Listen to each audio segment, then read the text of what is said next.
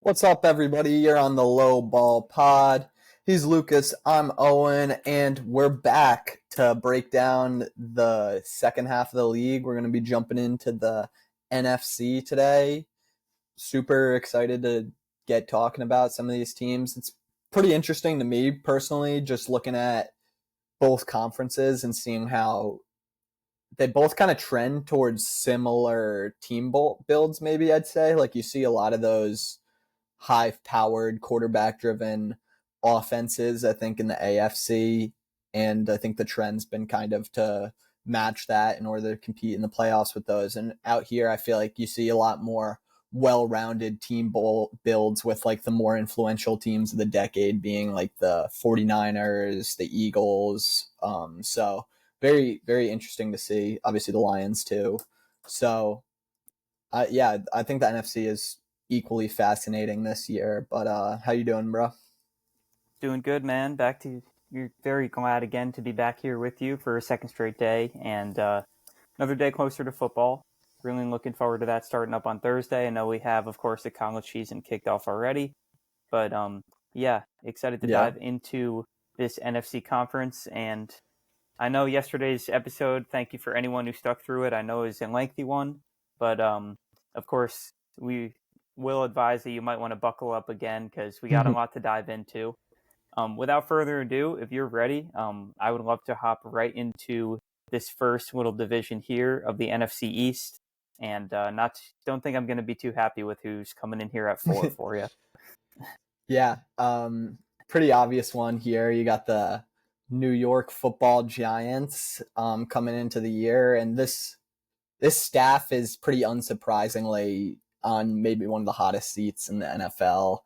Um, I personally like Brian Daboll a lot as a head coach, and I think that he almost hurt himself in a way with how much he was able to accomplish in that first campaign with the Giants, where obviously he wins Coach of the Year, they win a playoff game, beating Minnesota, and unfortunately they hitched their wagon to the Daniel Jones camp and gave him that notorious $40 million contract. So Disaster. really in the past few years, it's just been kind of trying to work their way through that. But I do think there is some excitement that they've been able to build up along the way, specifically on like the defensive side of the ball. They've been able to kind of build assets over there, and now they have a pretty promising looking pass rush. But if we want to start with the offense, the big moves at quarterback this offseason, obviously you get off of the whole Daniel Jones and Tommy DeVito situation, and you bring in Russell Wilson, who you hope can just kind of set a floor here. He was, I'd say, pretty all right last year as the Steelers quarterback, bringing them to the playoffs, kind of offering them a little more juice as compared to Justin Fields. Obviously, he's got that famed deep ball. He can still get out of the pocket a little and create. Definitely a limited quarterback, but I do think that Russ is going to be much better than what they had going on last year, and I think that provides a solid floor in terms of accuracy. He's going to be the best quarterback that the young Malik Neighbors has gone to work with, which is really, I think, the focal point of this offense. Pretty undoubtedly, it's going to revolve around getting the ball to Malik Neighbors, and I think Russell Wilson's going to be able to do that a lot better than you were able to last year, and I trust Brian Daboll to be able to scheme some of that stuff up. But eventually, I think at some point this year, we will see Jackson Dart, their first round rookie quarterback, who goes 26th, I believe. They traded back up for him. So he looks to be kind of the future. Not exactly sure when that change will happen. It'll obviously depend on how Russell Wilson's performing in there. I think he's looked pretty good in the preseason, so he potentially could hold on to that job soon. But I know Dart has a little promise too, and also probably provides a little bit more athletically in the form of like designed runs, which we know Daboll liked to do with Josh Allen in Buffalo. And yeah, I think obviously with Dart coming from that Ole Miss offense, which is known to be pretty simplified, it's just going to be a lot of learning the intricacies of the NFL game, reading defenses, getting things set up, getting through your reads. So I think it's a good situation for him to learn there with Russ, who's a guy who you do feel comfortable starting for however long you need, and then eventually flip into Jackson Dart. So definitely an intriguing quarterback room. You have Jameis Winston in there too, who's probably a good morale guy. I'd like to be on a team with Jameis Winston. He's a funny dude, and I think the vibes honestly seemed a little bit better this preseason than years past, looking at just how this team performed and just the overall energy going into the year. But if we want to get into the weapons, obviously Malik Neighbors, as I mentioned, going to be the focal point of this offense. Last year he had, 150 targets and 15 games. Obviously super dominant, dynamic, explosive receiver who can threaten in all three phases of, or all three areas of kind of the route tree. You can get it to him underneath. He's a great run after catch threat. He's very skilled at getting open on those in-breaking routes as a route runner. And then obviously he does have the athletic traits to just burn down the field. He's kind of similar to his LSU former. He reminds me of him a little bit of Jamar Chase in there with Neighbors, but I think maybe even coming into the league a little more refined as a route runner. So I mean, super impressive with what he was able to do last year with that quarterback room. So I think the arrow is only pointing up on Malik Neighbors, and he's one of the most exciting young talents in the league. I mean, we saw an offense that was able to be centered around him as a rookie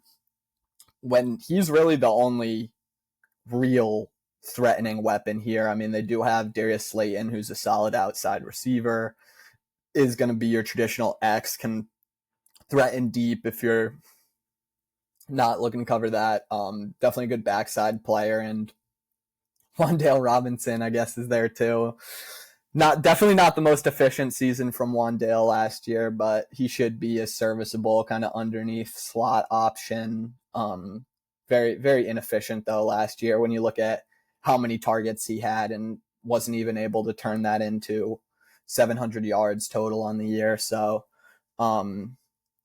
he's your third receiver. It's nothing crazy. I think the running back room is pretty interesting going into the year, though, with it seems like Tyrone Tracy is the one who's running away with this room.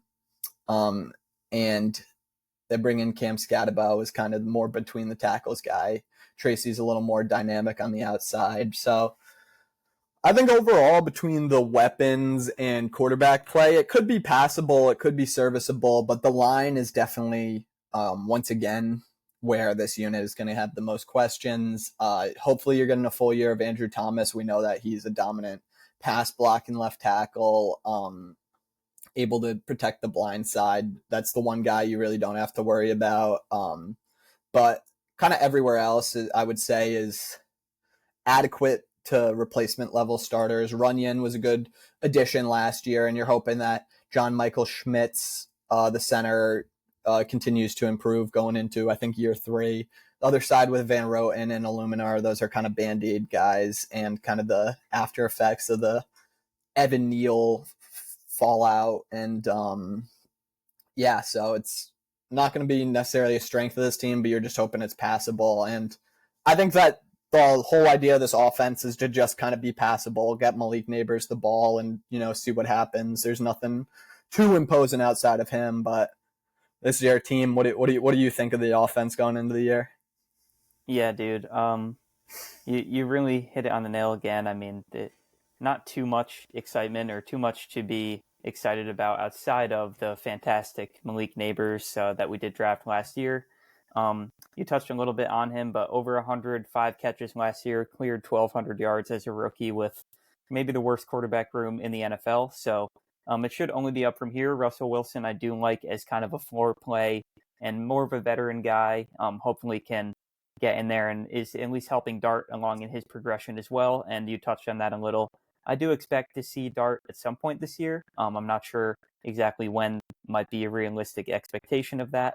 But the only other rookie here that was pretty exciting was Tyrone Tracy. Like you said, he did clear 800 yards as a rookie, 1,000 yards from scrimmage, 800 on the ground, excuse me, and he's pretty promising. And then, of course, you pair him with Cam Scatabo, which should be a pretty promising running back duo going forward if the offensive line can supply them any sort of stability. But yeah, outside of them two, offensively, it might be pretty bleak this year, but I'm sure Neighbors is going to have another monster year. Yeah, he feels like a pretty high floor guy given the production with the situation last year. So if you can, get better quarterback play, the sky's the limit for Malik Neighbors, and he's a guy who we've seen weapons that can just completely elevate their offense. And I would say Malik Neighbors definitely looks like he's on that kind of that elite trajectory to be, a top 5 receiver in the league eventually, with kind of the CeeDee Lambs, the Jeffersons, and the Chases of the world. I definitely see that ceiling in there for him. So that's the good news. You got a fantastic building block on offense, and hopefully you're able to support him. But defense, I think, is actually the more talented side of the ball for this team. Obviously, you bring in Abdul Carter with the 3rd pick, who's probably one of the better pass rushing prospects that we've seen in recent years. So very intriguing there. I think Carter offers kind of a lot of flexibility in the way that he was an off-ball linebacker half of the time that he was at Penn State. So I think you are going to be able to find ways to get him and Brian Burns and Thibodeau and obviously Dexter Lawrence all on the field pass rushing at the same time. So I really think that's a scary thought for this pass rush, if you can kind of have your two guys on the outside with Burns and Thibodeau and have Dexter obviously pushing the middle, and then you get the idea of kind of stunting Carter through the middle, using him in kind of that off-ball linebacker role where you get him matched up on a guard. I think Carter could really dominate in that. But, I mean, Brian Burns is, another, number 1 caliber pass rusher, very crafty, very speedy around the edge. He's really just established himself as a solid number 1, and Thibodeau has shown improvement too throughout. So definitely a deep pass rushing room there. And then the star of the defense obviously is Dexter Lawrence. He's your kind of do-it-all nose tackle who is obviously very, very integral to the run defense here at the nose tackle position, but he also was able to get a ton of pressure on the quarterback last year and was really looking like one of the premier defensive players in the league before he goes down later in the season for injury. I mean, he had, 8 sacks last year from the nose tackle position, which is just ridiculous. It's stuff that you don't really see, and he is a unique, rare athlete and definitely a number 1 superstar level player on a defense. So already with the pass rush, you're, looking at a massive strength of this team, and I think probably their number 1 ace here. But as you move back in the defense, still stays very solid. You got Bobby Okereke returning at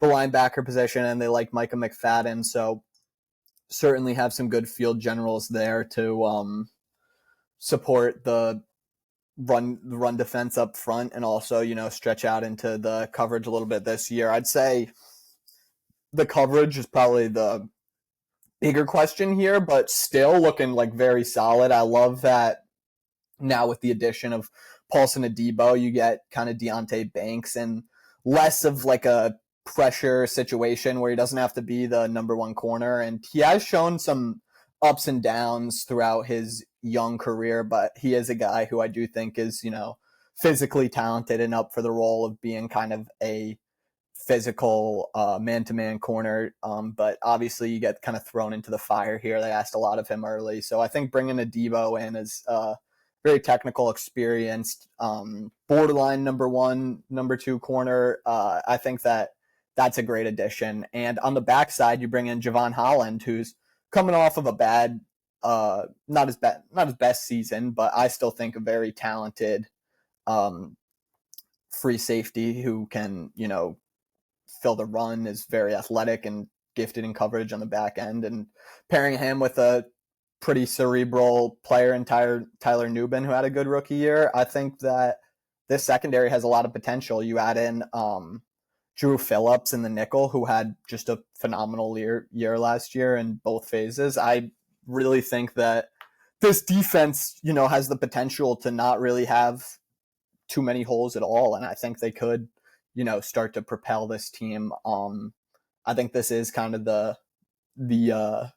allure of the Giants this year, and we have the Giants ranked low, but honestly, a lot of this really comes down to just, first of all, the division they're in, very, very tough division.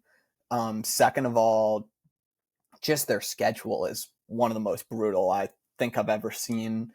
If you want to take a look at that, I know the beginning of their schedule is just kind of death row, and whereas they start with Washington, Dallas, Kansas City, the Chargers in the first 4 weeks. It's like if you get out to an 0-4 start, there's no saying what that can do to a locker room of a New York Giants team that really hasn't had too much to hang their hat on in recent years. So you're hoping that they're able to maybe squeak out one of those and keep the morale and juice going, because unfortunately it's probably gonna the coaching staff and front office's jobs are gonna depend on getting a couple wins early, because if they don't and they're looking at, I don't know, like a 2-5, a 2-6 start, it's like you don't know when the front office or the ownership is just going to get tired and cut these guys loose. So very thin ice here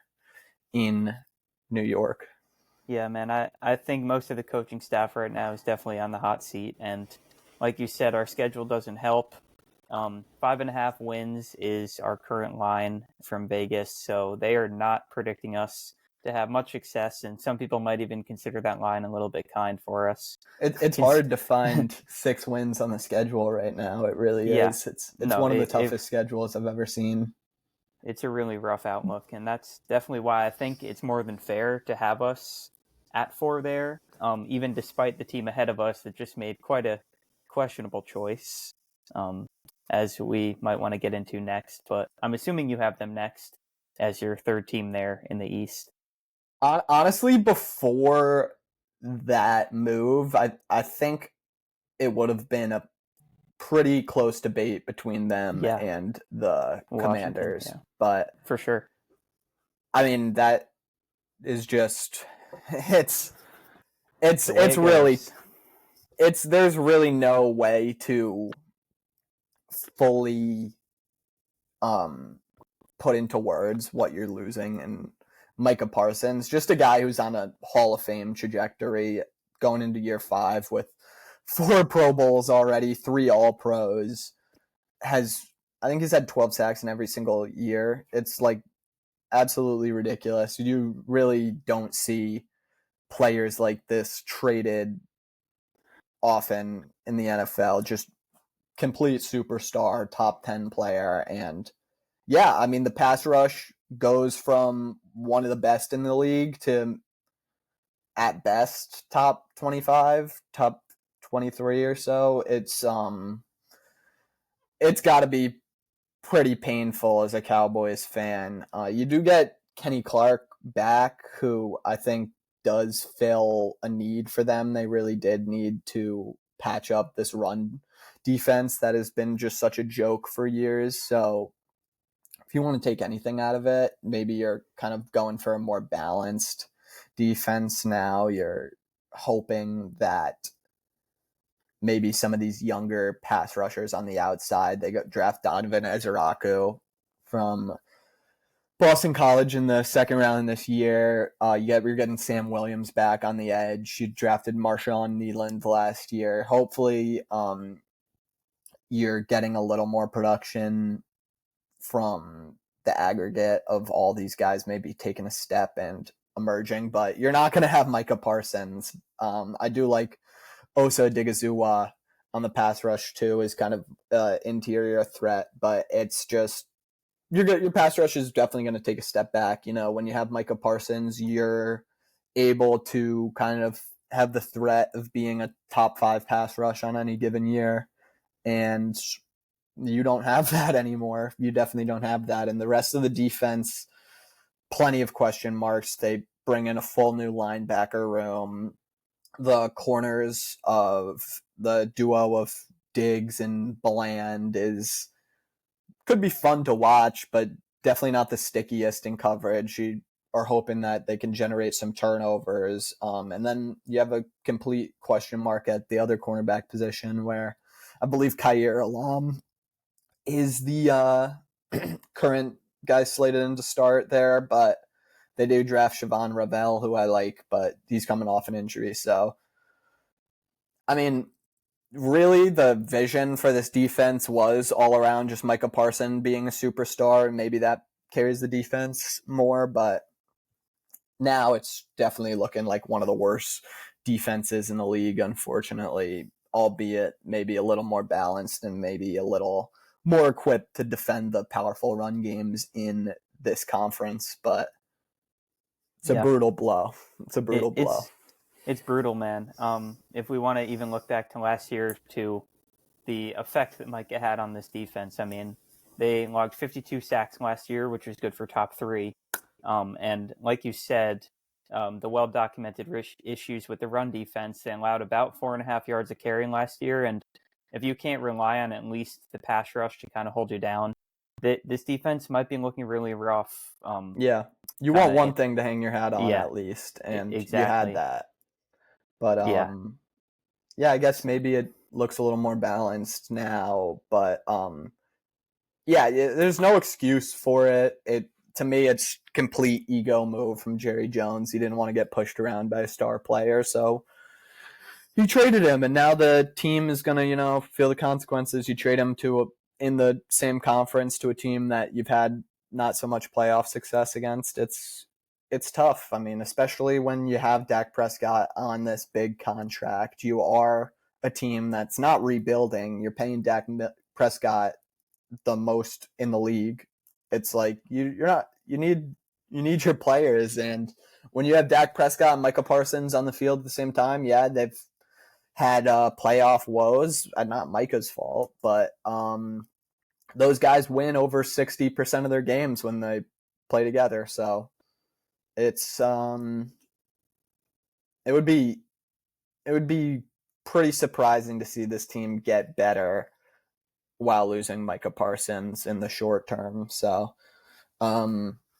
if we do want to transfer over to the offense, that is definitely where a lot of the intrigue is. And this passing attack, looks to be one of the best in the league again. I would say the Cowboys have been known for having a super pass-heavy attack in recent years. Dak has been able to really fill up the stat sheets. And last time we saw a fully healthy Dak for a full season, he was an MVP candidate in 2023.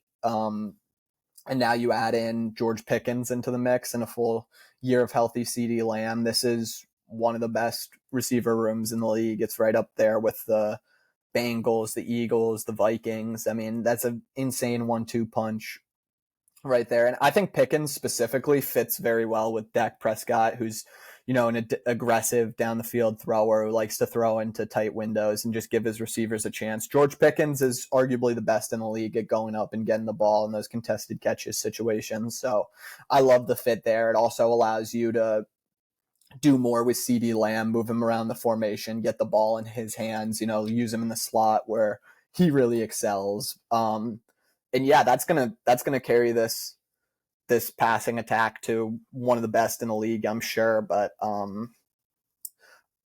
inversely, the running game is just a little bit of a question mark with this running back room. It feels to me like this team really felt the burn of having to have that Ezekiel Elliott running back contract weigh on them for so many years, and now they just can't muster up the courage to pay another running back again, and that's leaves you with Javonte Williams and Miles Sanders as your top options. I know Jaden Blue's drawing a lot of intrigue as a rookie kind of guy who can, catch the ball, be an explosive play guy, but certainly not a 3-down back. And I mean, I would say that this line is probably geared a little more towards the run game, and you do have some solid pieces there with Tyler Smith, one of the better guards in the league, just a huge guy. And then they liked what they saw at Cooper Beebe inside, and they draft Tyler Booker earlier this year. So potentially very strong interior, and you're still waiting on Guyton on the outside, and Tyler Steele or Terrence Steele, is a strong run blocking defender. So it's kind of interesting there that you have a good run blocking O-line that's more geared towards that, but this offense, I assume, is going to want to pass the ball a lot more. So we'll see how the protection holds up for them there. Yeah, I think this offense is gonna just have to do their best 2024 Bengals impression for pretty much most of the year. Right. And they definitely have the personnel to do so, but all the heavy lifting is definitely going to be on this side of the field for Dallas. And I mean, if you need two guys to go and kind of carry the load, I think Lamb and Pickens are some awesome options for it. Very excited to see them work off each other, and I definitely think this can be one of the more prolific offenses in the NFL this year. But just because of the Micah Parsons departure, and as we go on, of course, in this conference, some of the other powerhouses, I think just them kind of in this position right at second in their division is a bit more than fair. Yeah, so you have them second in the division, or sorry, third? Third, yeah, Washington. Yeah, and they're a team that is going to be kind of pushing for on the brink of the playoffs. It's just, like you said, they are kind of like the Bengals, where they're a very like high highs, low lows team. So it's just going to be how often can that, swing their way in terms of, are they able to put up enough points each game? Is the passing attack going to be that explosive? And a lot of it is going to come on to Brian Schottenheimer, who they bring in kind of questionably as their head coach with seemingly not a very extensive coaching search. It looks to me like they wanted an in-house option, a guy who Jerry Jones had a good relationship with. So Schottenheimer actually has been a bit more in favor of the run game in his stints as a coordinator. So it'll be interesting, because I don't think that, given their running back situation, they're going to be able to lean on that too much. But they're going to have to pass the ball a lot. That's their path to being a good team. So it's just going to be how explosive that can be. But if we want to move on to the Commanders, this is a team that added a lot to their offensive line this year. That seemed to be their main focus. They go out and they make the Laramie Tunsil trade, giving up a handful of mid-round picks for that. And that's, awesome. The fact that you're able to get a franchise level tackle in Laramie Tunsil, and then on top of that, you go and you draft a Josh Connerly in the first round. I do always love the idea of bolstering the trenches of your offensive line. It's a good way to kind of protect yourself from any regression from this high-powered offense. And I think that, exactly that. This offense projects to be a very high-powered unit again, led by obviously the very talented Jaden Daniels, who came out in his rookie year and just did everything that you could ask. He broke down defenses so methodically. I think he always did a good job of taking what was given to him. You have to bring up the scrambling threat and the design run threat of him, because he truly is up there with Lamar Jackson for one of the most dynamic runners for at the quarterback position right now in the league. And it's hard not to draw comparisons to Lamar Jackson when you watch this guy. Like, came in and just was so mature in the way that he was able to run this Cliff Kingsbury offense, break things down, and really not a lot of mistakes from Jaden Daniels this past year, and just hard not to be blown away by him. But I'm happy that they were able to bring McLaurin back. You needed him. Him and Daniels go hand in hand, because Daniels loves throwing that deep ball to him. Terry, one of the best in the league at bringing that down. Probably, I think he has top 3 contested catch rate in the league or so. He's a beast at tracking the ball down the field. And you bring in Deebo Samuel, who don't pay a lot for him in the means of fifth round pick, I believe it was, or so. You're hoping that he still has something in the gas and can be kind of your gadget guy in this Cliff Kingsbury offense, who you can get the ball out underneath when you have that Terry McLaurin threat down the field, and hopefully he can break some big plays. Because if there was a critique for this offense last year, it would be the weapons outside of Terry McLaurin. There weren't necessarily a lot of guys who can do what Deebo Samuel is built to do, which is, take a screen or a slant or a drag route and break a few tackles and, run up that yak. So I think this offense, they did a good job of insulating the line, and they potentially add some upside with Deebo Samuel. So I think it looks to be good again. They do get rid of Brian Robinson, and seems like they're very high on Mr. Bill Ja'Cory Krosky Merritt, who has really kind of been the trend in the fantasy football world. He's just shored up draft boards. It seems like they really like him. So, I mean, if you add in like a kind of dominant running back to this, which it seems like they think they have in Merritt, that would be a huge find. Would be very scary for this run game, because whoever you're pairing with Jaden Daniels is going to be pretty good. And I wouldn't say the running back talent in this room was great last year, but Daniels was able to elevate that with the threat of his legs. And this was, one of the best rushing attacks in the league last year. Yeah. Just starting right there. I mean, Daniels over 850 yards on the ground as a rookie.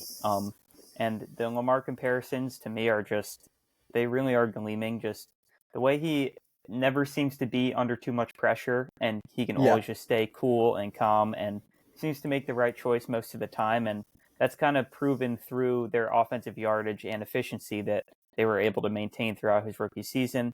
I mean, they scored around 29 points a game with this guy under the helm, and just another step forward, I'm assuming, from Terry as they continue to mesh and grow their chemistry. Terry almost eclipsed 1,100 yards last year, but I'm sure we could see him more creep up, maybe even into the 1,200 range and beyond. And Ja'Cory Krosky Merritt drafter over here. Definitely excited to see what he can do. But the maybe three-headed attack they'll put forth of him, Eckler, and Chris Rodriguez, who I know has a little bit of positive buzz around him as well. Behind this improved offensive line as well. I mean, this offense should be lethal again. Yeah, and it did take a little while for McLaurin and Daniels to get on the same page last year. A couple weeks you saw early on, they were really trying to keep it pretty easy for Daniels, but he just grew exponentially. And I love how you said he just stays so poised and unpressured and just unfazed by anything. He really is like Lamar. They both play at their own pace and are just never rushed. They're I think the term is fast or quick but never rushed or something. So they're two guys who you just watch them and you just trust to run an offense spectacularly. And I'm super excited to see another year of that connection with Terry McLaurin. But we want to bounce over to the defensive side. That's where I do have a lot more questions. Just not the most talented unit top to bottom here. And one thing that's interesting about the Commanders as a whole really is you have the young quarterback Jaden Daniels. You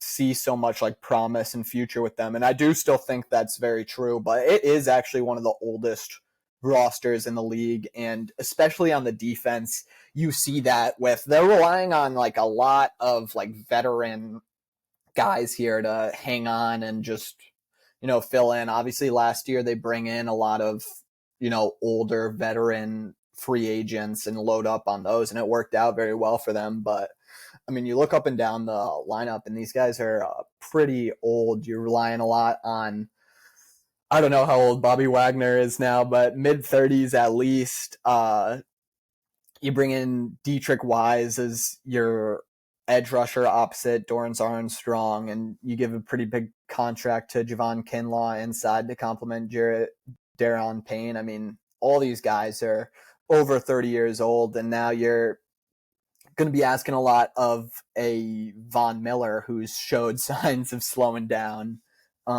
So it's they were able to dial up some interesting stuff with Dan Quinn, and I do have a lot of admiration and respect for what he can do when dialing up a pass rush. He obviously had one of the best pass rushes in the league when he was in Dallas and was able to create something from not too much with this defensive roster last year. But yeah, it's not the most talented. So you're going to be relying a lot on the scheme to stunt and get these guys open. And the backside, there's still more questions. They made the move for Marshawn Lattimore, but he's ever banged up and just didn't quite look like himself last year. So you need a bounce back from him. Absolutely need it. They draft Trey Amos, who I do like as a CB2 in this system, and you bump Sandra Still back into the nickel where I do think he is best, but he showed versatility in being an inside-out player last year after coming off a pretty strong rookie year. And the safeties are a question mark too. So this roster overall, I would just say, isn't necessarily the most talented top to bottom. You do have just the dynamic offense led by Jaden Daniels, and you're hoping that Dan Quinn is able to elevate the defense a lot with the scheme here. And I do ultimately still believe in this team to repeat a pretty similar result from last year. But I mean, there is a reason why before the Micah trade, I was kind of questioning them in Dallas. A lot of these guys need to not regress on the defensive side and, you know, continue to play at a high level and be elevated by this scheme here in Washington for the defense to be respectable. But there is a path, and I do think they should be a playoff team again. I think they should be as well. They were able to squeak out a top 15 defensive finish last year. They allowed around 23 points a game, and I feel like it's pretty great. When that Lattimore trade took place, I feel like a lot of people thought that might even catapult them a little bit further. But as we did see, of course, he wasn't exactly himself, and then I believe he did also end up ending the year on the IR on top of that. So to me, he's kind of their X factor on this side of the ball this year. And if we can see what he was able to do in New Orleans for this team, I think they have a very, very high ceiling. But on top of this team, if you have nothing else to say, of course, I think we all know who the king of this division is. Yeah. I would just say there is a framework for this coverage unit being good, like you mentioned, with Lattimore and then the rookie on the outside. And yeah, I mean, Dan Quinn was able to elevate this unit a lot. You see a lot with defensive coaches, maybe at the beginning of the year, takes a little while to get familiarized with your personnel, but down the stretch, they definitely improved. And I expect some of that to carry over, but they are going to need for some of these guys to not regress and hang on. But yeah, if we want to get into the obvious number one pick in this division, and I'm sure a lot of people's top team in the league this year, the Philadelphia Eagles.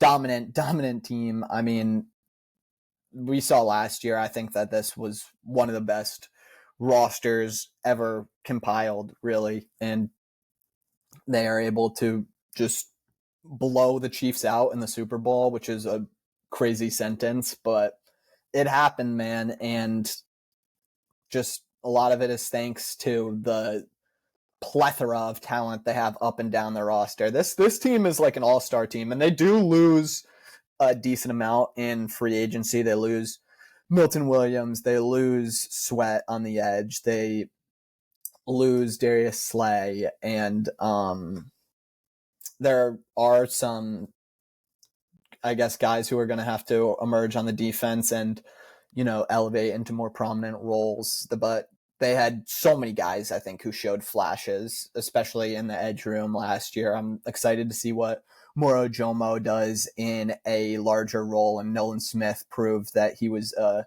super capable outside rusher, super fast. I mean, ridiculous athlete. And Jalix Hunt, too, also showed flashes. So I think you're going to be able to definitely revitalize that pass rush around Jalen Carter. So not too worried about that there. I think this defense really is poised to repeat and remain, one of the best units in the league. And really, once this defense got into their groove last year, it was just obvious that this is one of the most talented units in the league. You had the breakout of Zach Bond, who was the best linebacker in the league last year. He was ridiculous. And I love the idea of even pairing that and making a strength a bigger streak with Jahad Campbell in the draft this year, who's just a uniquely gifted linebacker in terms of his coverage ability and athleticism overall. So that could just be really scary pairing those two guys together.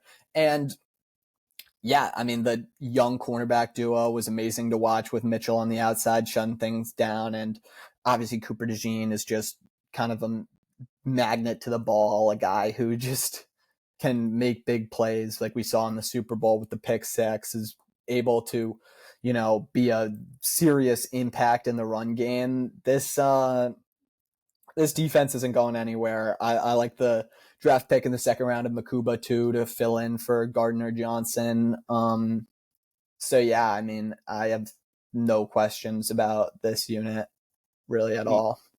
Yeah, you can't say enough good things about this defense. I mean, they allowed under 18 points a game last year, which is just phenomenal, and the only team to hold opponents to under 300 yards a game, and they were down at 278, which is just ridiculous. And I mean, they, like you said, just a star-studded group from Zach Bond, Jalen Carter, Nolan Smith, even the breakout of Cooper DeJean. I mean, the list definitely doesn't end defensively, and might even project to be the top defensive unit in the league next year. Every position they're good at. Baltimore's great too, but this team we saw do it at the highest of levels last year, so they're up there for best defense in the league, and the offense is damn good too. I mean, the running game probably coming in as the best in the league again this year. They lose Becton on the line, but they've proven that they're just kind of a factory for building out these dominant offensive lines. You still have the incredible tackle combo in Mailata and Johnson. I mean, we know this line is great. They can do it all. They're the rock of this team. And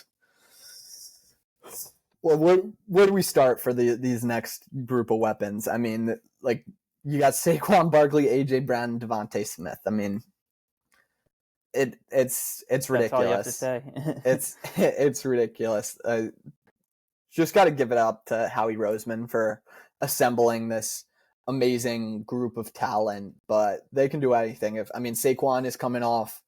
If you look at it from a full season, postseason, regular season included, I mean, it might just be the best running back season ever in terms of, I think he had the most total yards in terms of including postseason and regular season.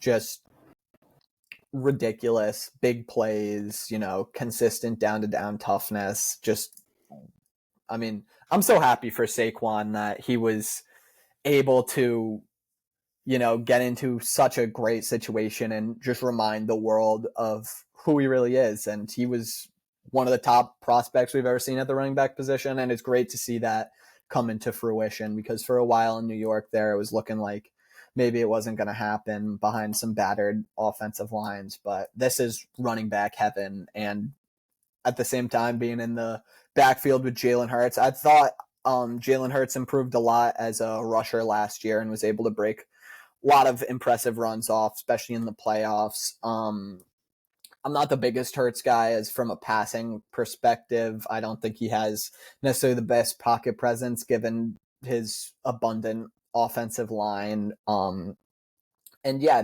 maybe not the best at working through all the reads and going down the field, but he is an accurate player. He has been able to avoid turnovers, and, he does all you really need to push this offense forward. I mean, it is interesting that it seemed like some of their better games are when he has less passing attempts and you're able to just lean into the strength of this team and their power and their all line. But I mean, he's a unique player in his own right. I mean, not many guys can execute the tush push as dominant as he would, and he is able to get it out to those top two receivers pretty well. Although AJ Brown maybe would beg for it a little more, but I mean, I can't blame him. That this obviously isn't the most high flying passing unit. They don't necessarily pass the ball as much as a lot of the other passing powerhouses in the league that would have weapons like these, but when they do, they're constantly able to set it up with the play action and make these splash plays and get the ball in the hands of these dominant weapons. Yeah, that's exactly it. I feel like, they definitely don't see, at least Brown and Smith, pertaining to other top wideout duos. They may not see the volume, but I feel like the efficiency is always there with this team. And yeah, like you said, just the big playability. One of the most prevalent teams in that area. Just a little shout out for Lane Johnson. He allowed 0 sacks last year in over 900 snaps. So we all know what he does, but just an insane guy to just kind of hold the whole offense together, and definitely a catalyst for Mr. Barkley to clear 2,000 yards last year and bring home that Offensive Player of the Year. This team is still star-studded. And even if I want to just quickly mention Dallas Goedert as well, I mean, another guy who can catch a pass. But yeah, I don't think this offense is going to slow down at all in 2025. Yeah, and I should have given Johnson a shout out there. He was ridiculous, and I think he was definitely the best tackle in the league last year. They asked so much of him. They put him on an island all the time, and he just is so dominant. Definitely a contender for this year's Protector of the Year. Mailata on the other side is just as dominant, a crazy athlete, beast in the run game. I would not want to be a defender going against the Eagles' run game, that's for sure. But if we want to jump divisions, I think the next. I think we're gonna head out west. Is that right? I thought north, right? Yeah, let's do it. So for the north, who do you have coming in at 4 here? Pretty easy choice, maybe, but I don't know. Maybe not. I don't know. This is I think pretty easily the toughest division in the NFL in terms of taking all these teams. Yeah, you're right. All these teams are great. Unfortunately, I do have to put the Chicago Bears in as my bottom team because they're just the least proven team, and they do have several question marks up and down the roster, but they have a lot of talent, and I love Ben Johnson. I mean, how could you not, bringing him in after seeing all the innovation that he did in Detroit? I mean, that was the most finely oiled machine of an offense that we've seen in a while, and he does so many incredible things in the form of setting up the pass game with the run game, continuing to innovate in terms of bringing these dominant concepts that utilize all their weapons perfectly. And I mean, you see the creativity really just go wild when you look at some of like the trick plays this guy draws up. I mean, he is one of the most entertaining offensive coordinators to watch, and it leads to just one of the most balanced offenses. He loves to go under center and get the downhill ability of the run game, and then also just setting up a lot of these receivers underneath and also creating those shot plays for the Jameson Williams and now the Roma Dunzes of the world. So I think that's going to be great. And like I mentioned, he's super into those kind of crossing concepts underneath, getting the ball to it's going to be in this offense more of like the DJ Moores. But I mean, obviously we saw Amon Ra have tons of receptions last year, tons of touchdowns. And this is a really, really, maybe the most interesting team in the league going into this year when you consider the Caleb Williams experiment. And yeah, I mean, last year it was rough. I don't think he was in a great situation, especially from a play caller standpoint and from an offensive line standpoint. He was getting a lot of pressure up the middle all year, and that's not to excuse Caleb for anything. He was taking way too many sacks. He did kind of let that leak into his passing, where he was, vastly more inaccurate than I think most of us expected going into the year, being the generational prospect he is. But there were some good moments too. I mean, you can see his creativity and his creation abilities at times. And I think in an environment where he's just going to be able to, I mean, they set him up last year where he had to really do everything. They relied, I think, way too much on him for a rookie quarterback, making him create out of structure, get through all these reads, face the pressure. I think that Ben Johnson is going to do just the opposite this year. We saw how he was able to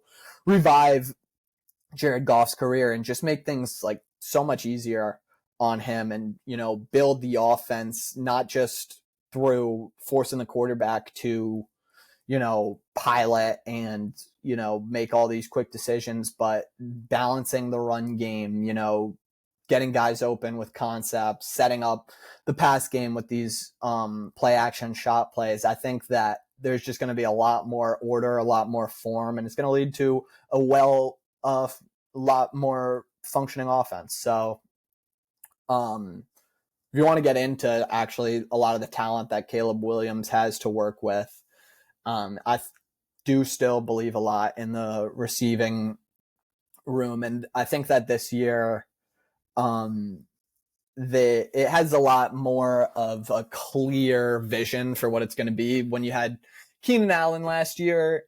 he played honorably, I'd say, but it was a little more anonymous in terms of each receiver's role. I think it maybe stunted Rome Odunze's development and total usage a little bit. And I don't really know what was up with DJ Moore last year. It seemed like there was kind of a lack of buy-in. So that is certainly something to watch going into this year, because he did not look like the DJ Moore that we saw the year prior, where he had a career year with Justin Fields throwing to him. So you're hoping that DJ Moore comes back and is just the dynamic run after catch, get open at all three levels guy. He's a special athlete. And I think he's going to have the opportunity to get set up by Ben Johnson a lot in this offense. I think he's going to be their underneath guy. I think they're going to create a ton of touches for him.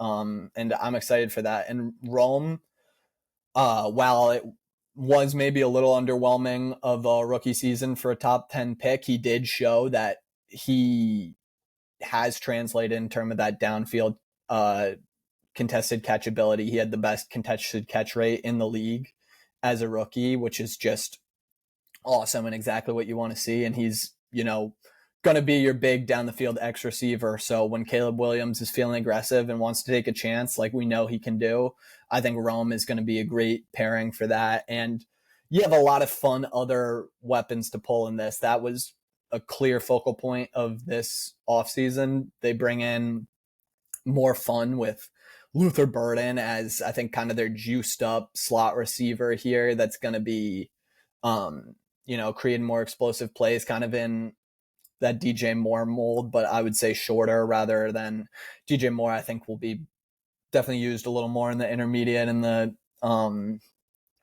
in breaking routes, but they'll throw them all over the formation to get him the ball. And then Colston Loveland, we saw Ben Johnson loved utilizing Laporta a lot in that Lions offense that broke through 2 years ago. And last year he was still a pretty prominent part of that offense. So very important for Loveland to be getting open on those digs that complement, the drags from the star receivers that put a lot of pressure on this defense. And I think Loveland has a great opportunity to do that. He's got great hands, got a lot of wiggle for a tight end. And I think that he can contribute right away as the prime pass catcher through that middle of the area. And we saw it led to a lot of red zone looks for Laporta in that rookie year. And then they also invest a lot in the offensive line. They bring in Joe Tooney from Kansas City, most notably, which is, just awesome, especially in terms of like the leadership that you're bringing in from that position, but also just the insane technicalities from a pass rush standpoint. The interior is definitely not going to be getting blown up at the rate they were last year. And I mean, Tooney is arguably the best guard in the league, especially from a pass blocking standpoint. So that's fun. You have Darnell Wright, who's continuing to progress as a promising young right tackle, and it's going to be Braxton Jones is their starting left tackle, who has shown flashes and promise as kind of a breakout later round pick who has emerged as a potential franchise tackle here. So they invested all across the other two interior positions as well, with Dahlman and Jackson as valuable swing guys too. So I think this completely transformed offense under Ben Johnson is going to be pretty fun to watch. My one wish that they did a little bit more would be bringing in more dynamic running back. I do like DeAndre Swift in a lesser role as kind of like a scat back, maybe passing downs guy, but I don't think he has the best vision as kind of an every down guy. So I think maybe between the tackles, they'll look to Roshan Johnson or rookie Kyle Monungai, and DeAndre Swift will be more the big play, Jahmyr Gibbs role. But yeah, obviously a lot to talk about with this offense, and it's going to be one of the more intriguing units in the league to watch. It's definitely one of the offenses I'm most excited to see this year. I know you touched a little bit on maybe you wish they picked up a running back. I do wonder if Genty fell to 10, I wonder if they would have taken a swing on him there. Okay, definitely. That would have been pretty awesome. But yeah, I'm someone who's definitely high on how this whole offense projects. I think, of course, first, like you said, the O-line overhaul should make a huge difference. Caleb Williams had some well-documented sack issues last year, so that, along with Ben Johnson, should definitely resolve some of that. And I really think that DJ Moore should still be the catalyst of this offense. I've seen a lot kind of in this offseason, people thinking about, is it maybe going to be Rome that takes over this year? But I also like how it seems that the Bears are kind of lining DJ up in the backfield a little bit too. That is just kind of that classic creativity that we've seen before from Johnson. And I feel like using him in these dynamic ways is really just going to unlock him as a playmaker and maybe even elevate him to a level that we haven't seen yet from Moore. And then, yeah, like you said, they bring in Loveland, they bring in Luther Burden. There is just an abundance of targets for Caleb in this revamped offense. This year, there's really no excuses for Caleb, and I'm very, very confident that he should be able to back up his draft stock.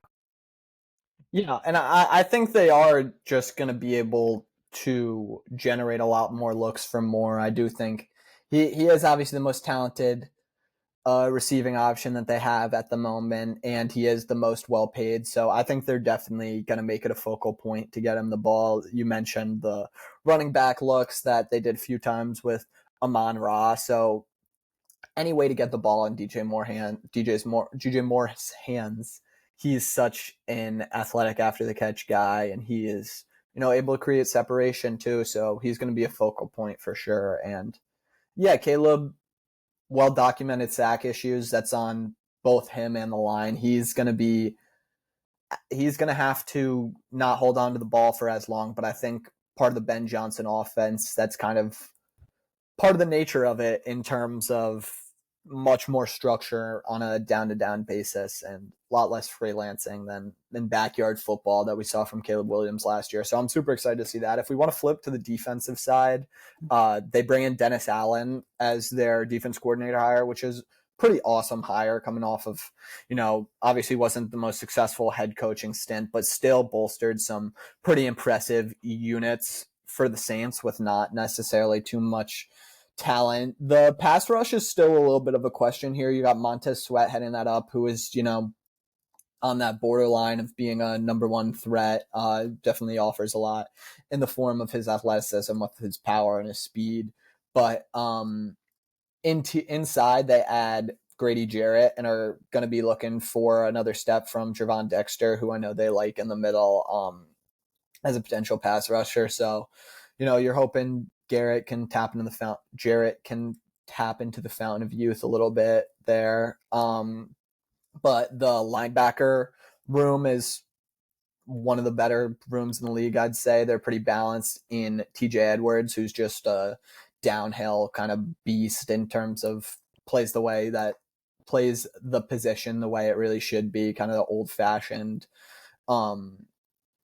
tough, hard-hitting linebacker. And then Edmonds is more that coverage guy, which works out. And the secondary is the best unit, the best position group on this unit. Jalen Johnson, probably their best defensive player, is just a very great all-around zone man corner, super sticky, albeit not necessarily the most athletically gifted corner, but very heady, is able to just, shut down whatever his task is on any given play, so that's good. You're going to need a little more from Tyreek Stevenson, who had a little bit of a down year. He's pretty notorious for the end of that Washington game. And I think that was kind of a tough moment for him where he really didn't bounce back from. So he showed some promise in the past, but he's going to need to prove his spot here as their supposed second boundary corner. But Kyler Gordon's a great nickel option, and safety room is pretty solid with Byard and Brisker. So I think definitely should be a solid, hopefully average, if not above average, defense led by Dennis Allen, and you're hoping that Ben Johnson can create some of those sparks on offense. And this is a team that has the talent to push for a playoff position. So they are last here, but super impressive team in my opinion. Yeah, it's definitely a tough team to put last. Just kind of speaks to the talent of this division, but this is a team that could be one of the most improved in the league this year, and based on the moves they've made, there's really no reason to think they can't be, aside from the fact that they are the Chicago Bears. But yeah, I think they're the best last place team in the league. I would say that pretty confidently. Super fair. If we do want to move on within the division, who would you place here at 3? It's really tough because this is a team that is maybe one of the most top to bottom talented teams in the league, but I do have the Minnesota Vikings solely just because of the questions around JJ McCarthy. It's tough to project a rookie quarterback to, elevate a team to a Super Bowl level, which is going to be the expectations for the Vikings given the roster that he has. But I would say JJ McCarthy's in a pretty damn good position to do so. He's obviously working with Kevin O'Connell, who has been, acclaimed as this kind of QB whisperer through the years. He made it work with Sam Darnold. So I guess if you can get 80% of what Sam Darnold was last year, which I think is pretty manageable for McCarthy, I think that, this team is definitely going to be in the playoff mix. They won 14 games last year with Darnold. So, it's tough for a rookie to have playoff expectations, but that's what it is when you're given such a great situation and such a great Super Bowl level supporting cast. So McCarthy does kind of figure to be a good fit here. He loves to attack the middle. I think he does need to put a little more touch and layering onto some of his balls because it is going to be a very over the middle focused offense. And in the NFL,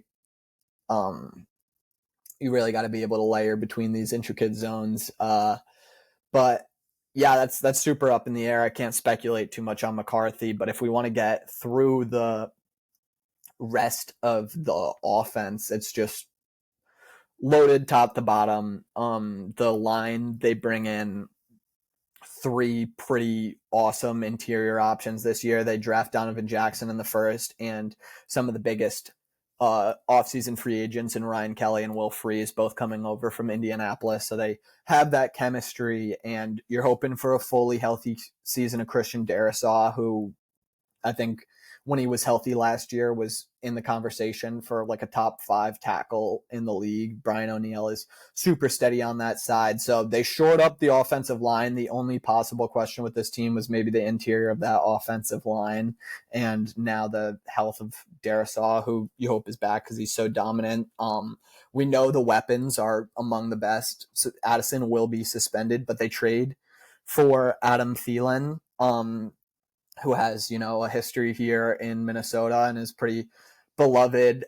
So I think he'll be able to fill in fine for those first 3 weeks. Jalen Naylor has had his moments. And Hawkinson, I feel like people forget about him a little, but super dominant tight end option in a good situation. He's awesome after the catch, super athletic guy, and not a terrible run blocker either. But we all know the center of all this is Justin Jefferson, who is arguably the best player in the NFL. He's right up there with the Myles Garretts of the world and in my opinion, the Mahomes, the Allens, the Lamars. I mean, I think Jefferson is thoroughly in that conversation, and he just, does everything that you could possibly ask of a receiver. He is so gifted in his ability to get open at all 3 levels. He catches pretty much everything that you throw to him.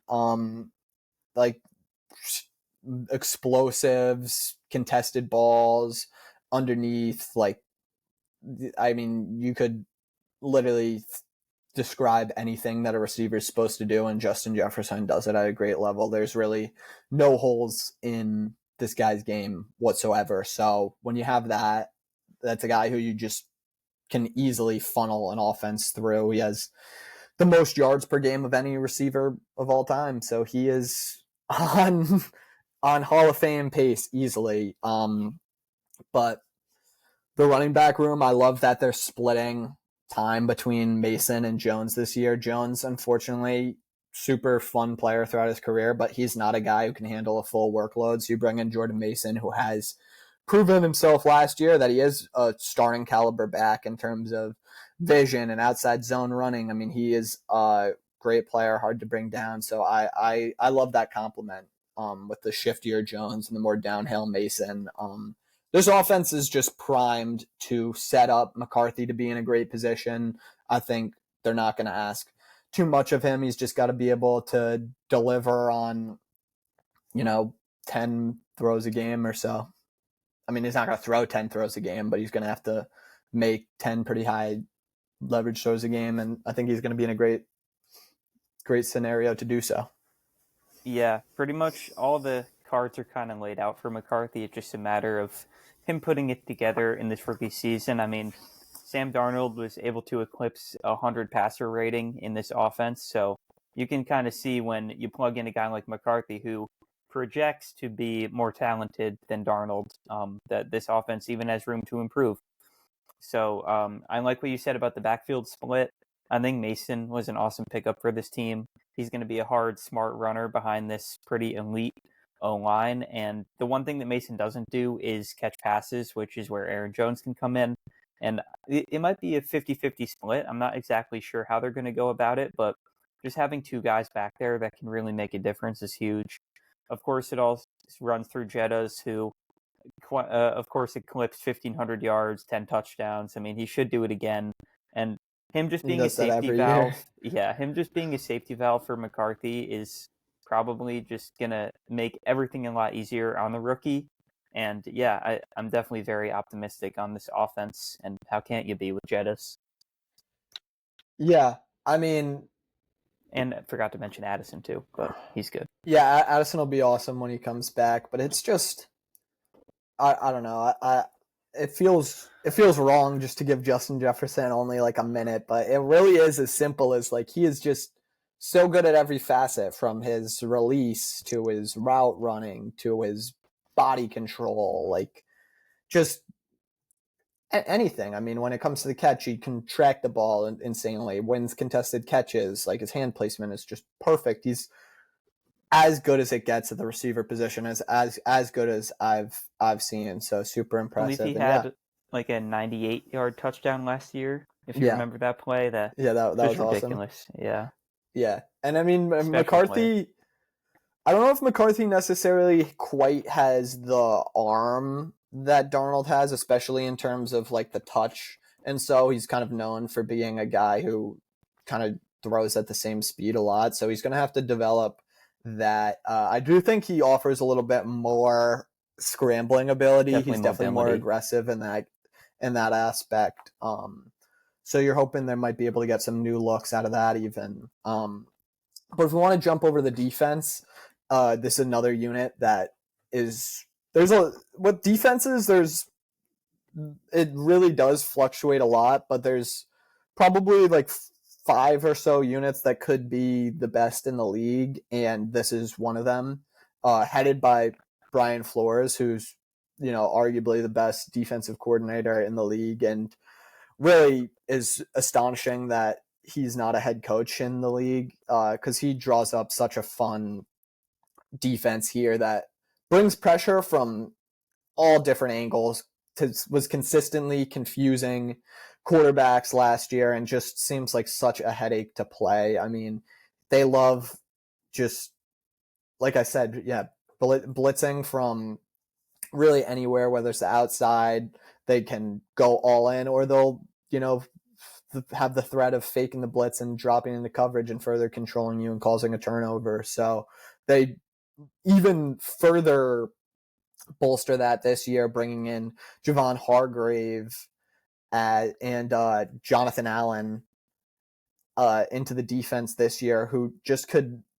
I mean, who are you going to defend on this pass rush? It's just ridiculous all the way across. You have Grenard and Van Ginkel, who both had career years last year when utilized by Flores. Those are two great guys off the edge. They also have Dallas Turner, their first-round pick from last year, who they traded up for, who just seems like a super versatile piece. I'd love to see how they can implement him in kind of the linebacker off the ball role, as well as just being an insane threat off the edge. So he's another just tool that you plug in for Flores.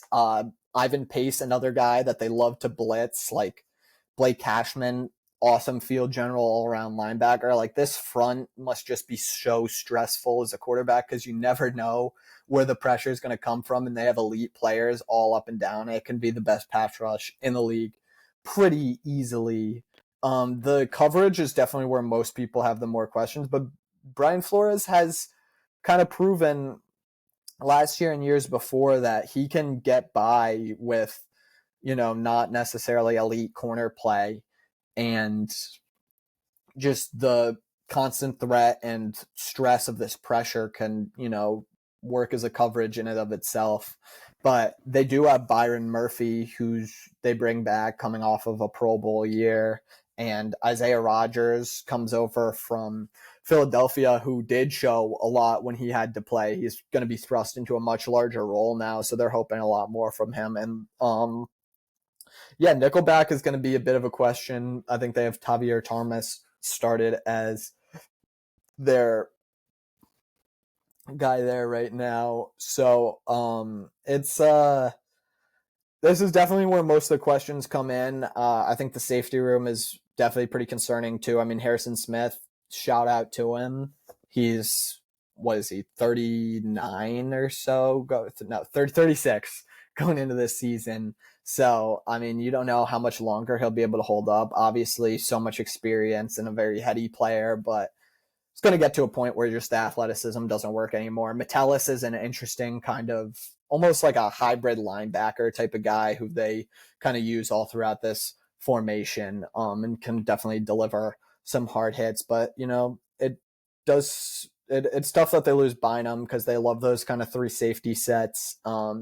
So they're going to kind of need someone to emerge in that position. But I think the pressure just mounts enough of a problem for opposing offenses that you can pretty safely project this to be a top 10 defense again coming into this year, which just all sets up McCarthy for this year. Is pretty much just going to be about determining if McCarthy is the guy. And if he is, you're going to be in contention for Super Bowls for the next couple of years. If he's not, that really stinks because they have such a great roster right now. And obviously you send the top 10 pick for McCarthy, and if it doesn't pan out, it's tough because this is just an awesome roster. But if we want to transfer to the next team, unless you have any more comments on the Vikings. You definitely hit it on the nose with them. I'll just throw a couple stats in there to reinforce what you were saying pertaining to how elite their defense. They did have they allowed the lowest fourth down conversion rate, top 3 in third down conversion rate allowed, and they had the second best DVOA and EPA per play allowed. So just an elite overall performance, and top 2 in rushing yards allowed per game. So from head to toe, I mean, they were just dominant. But yeah, like if you're in a third down situation against this team and they're able to just, draw up an obvious passing situation where they're going to bring pressure, it's really tough, man, because they're going to get after you quick. A lot of speed and a lot of different directions. That's the beauty of Brian Flores. But if we want to get into my next team, this might be one of my hotter takes of the episode, but I do have the Detroit Lions. Interesting. Yep. I mean, and it's very fair. Yeah.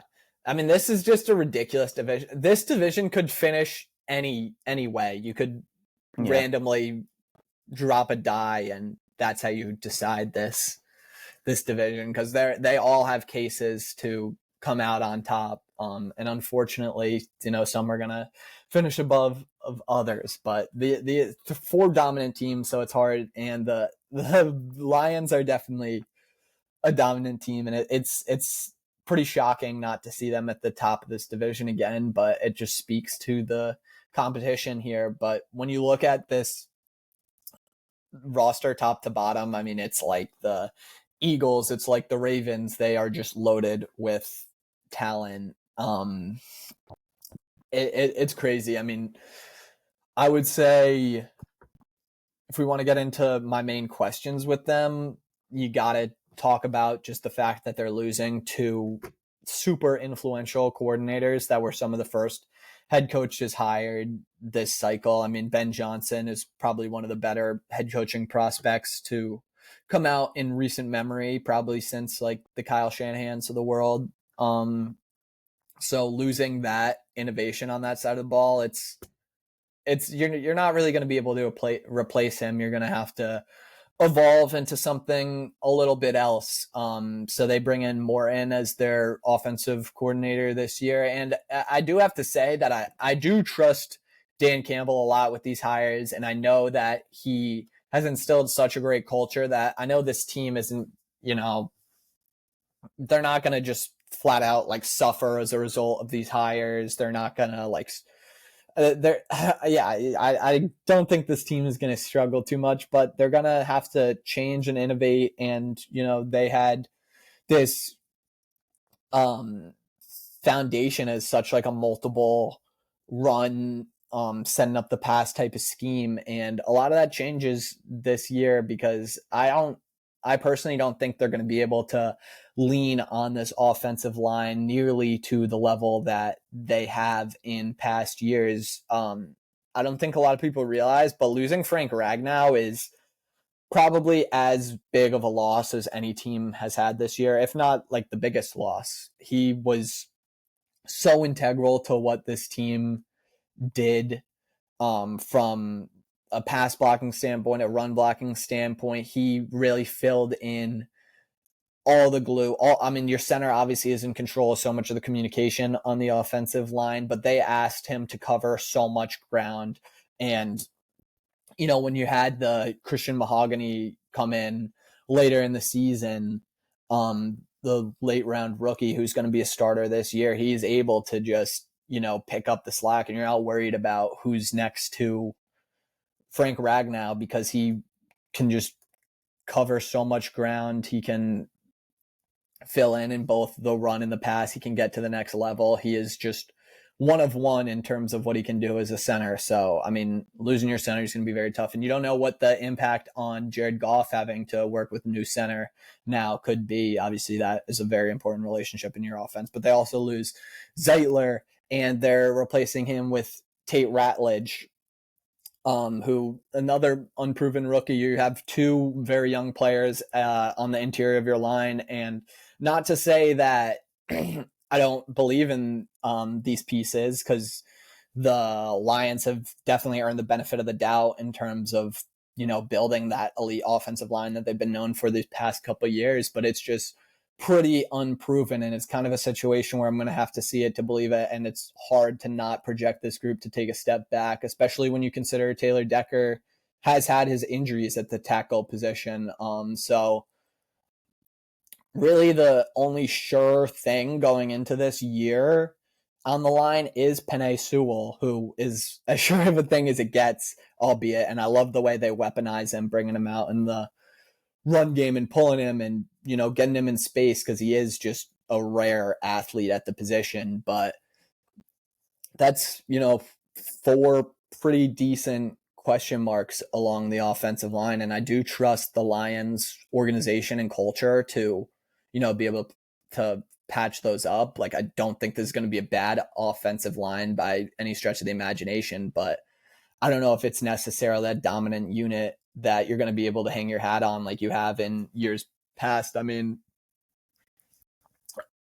I think they have a lot to figure out there, and the loss of Ben Johnson doesn't just stop with the potential step back in the offensive line and the utilization and the weaponization of that, but also I think of Jared Goff. It's a big question for if he's going to be able to keep up this level of play without his, longtime play caller and coordinator there. This system was obviously built around making things a lot easier for Jared Goff coming over from LA. So there's a lot more on his shoulders now, and things are not going to be made as nearly as easy for Jared Goff as in years past. So I am a bit nervous for him. We have seen things get a little ugly for him at times. So, I mean, he is certainly a very heady and cerebral player, and he has been able to, really make this offense function and flow. So, I mean, I think a lot of the transition is going to be on him too, to continue some of the stuff that they did and continue to learn more and innovate. But the weapons I have no question about. Best backfield in the league, no doubt. Gibbs is just a rare type of speed that you see on the field. He is one of those, probably the definition of, can take any single play at any given moment to the house. So having him is just such a unique thing. And the contrast between him and Montgomery is just perfect.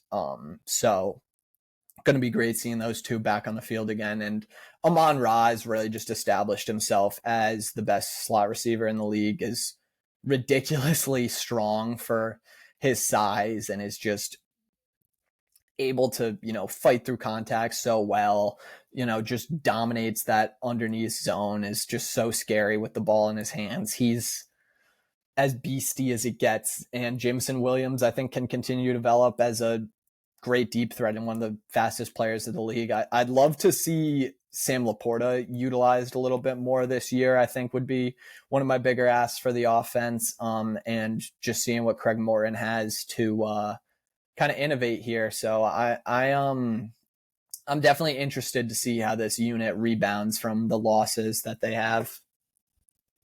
Yeah, they have some interesting and major, of course, like you mentioned, holes to address here. And I will quickly start with Laporta because I do like how you said that. I mean, his rookie year with Ben Johnson, he was able to eclipse 80 receptions, 850 yards, and scored double-digit touchdowns, and we definitely saw that come way down last year. So to me, he's definitely an X factor for them, and his production is definitely something that they should be looking to kind of get more back to that rookie level. But of course, on the outside, they also do have Jameson Williams, who should, of course, be a huge factor again this year, as he eclipsed 1,000 yards for the first time in his career last season. And he's just one of those, of course, outside receivers, big play threat at any time. And he's a great complement for Amon-Ra, who, like you said, lines up in the slot, and he's more in the intermediate area of the field. But yeah, as long as this line can kind of hold it together, they have the offensive staff to, again, be one of the best offenses in the league. A team that made offensive history last year and had a point differential of over 200 points, which is just crazy for them. And they were able to accumulate over 6,500 yards and 70 touchdowns, which were both records for the franchise. So, is some regression to be expected? I would say most likely with the departures they faced, but I would say that this offense still projects to be probably a top 5 in the league, right around there. Yeah. And I'm not at all saying that this is going to be a bad offense, but they were the number one offense in the league last year by a pretty solid margin and just an insanely efficient down to down team. And dropping from, the best offense in the league to, the fifth, sixth, seventh, or eighth best in the league is a big difference. And that is certainly something that can stunt your end of the year potential for sure. But the defense is a pretty positive conversation when we think about the guys that this unit is going to get back, specifically Mr. Aiden Hutchinson, who was well on his way to being the defensive player of the year last year in 4.5 games last year. He had 8 sacks and 40 pressures, which is like respectable end of the season numbers. Like when you're on pace for over like 100 pressures, like he was, like that is just not something that you see. And it truly was one of the best starts to a season defensively in recent memory. And it's a shame that he obviously goes down for them, but the injuries really continue to happen with Aleem McNeil. I'm not really sure what the status is on him and when he can come back, but he showed a lot to me last year as taking a step to give even some more pass rush jobs. He obviously has been a dominant run defender throughout his career, but definitely took a step last year, and I'd love to see what he's got when he gets back.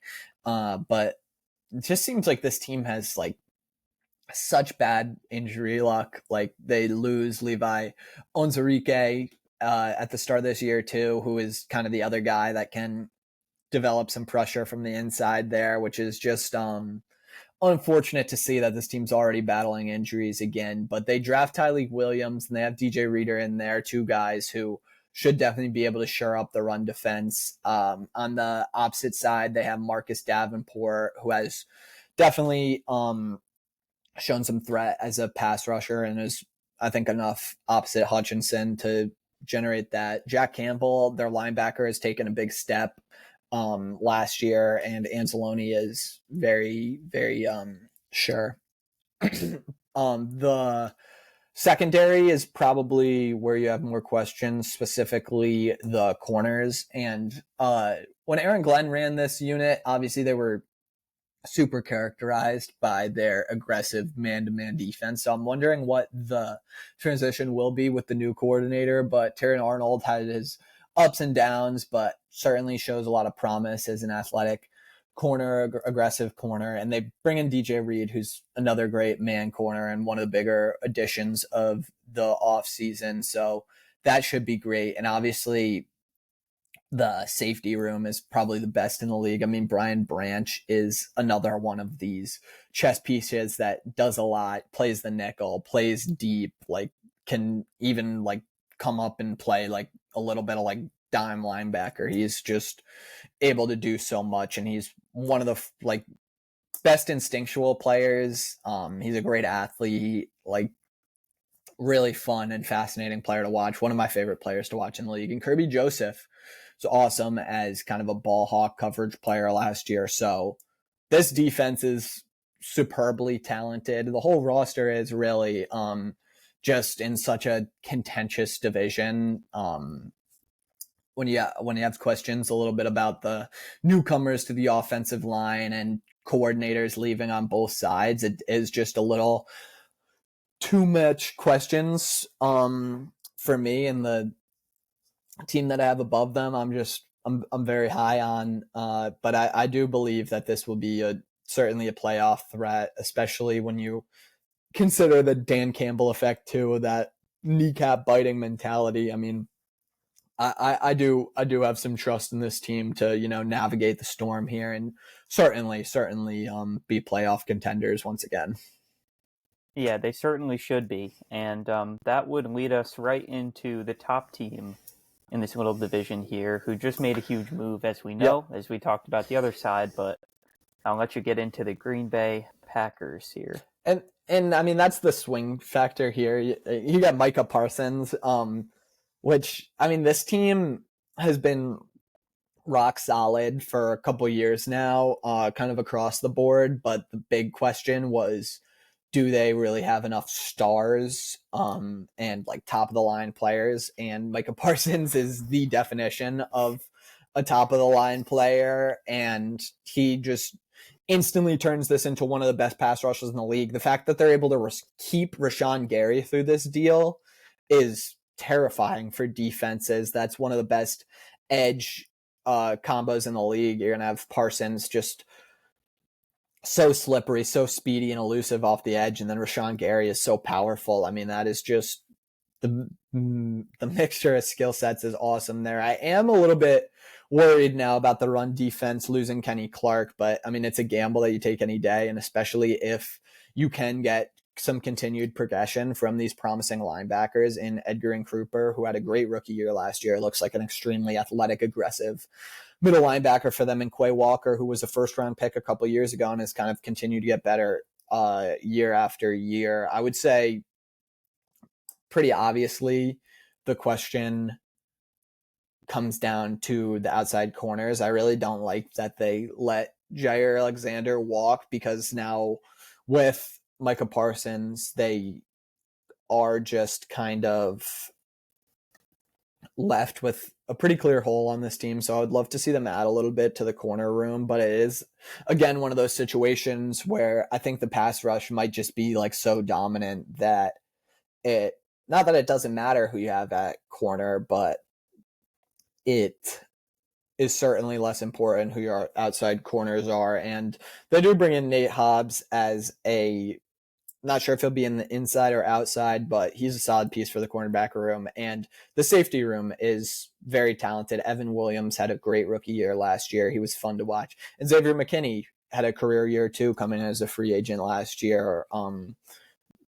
Did he lead the league in picks? I know he was up there. Picks He was last year. that's ridiculous. So very instinctual player, very smart player, and can make a lot of turning points. And we saw the Cowboys defense for a while, lived off of Micah and the pass rush being so dominant that you kind of pressure teams into generating so many turnovers, and they generated the most turnovers in the league for a while. So I could see that for this defense too, especially. And I think they're probably even more steady top to bottom than this Cowboys defense is. So I am a little worried about the run defense with Clark leaving, but just bringing in Micah Parsons is so awesome. And the offense is probably one of my least questioned units in the league. They've been just so steadily like a top unit, and a top run game especially. Like,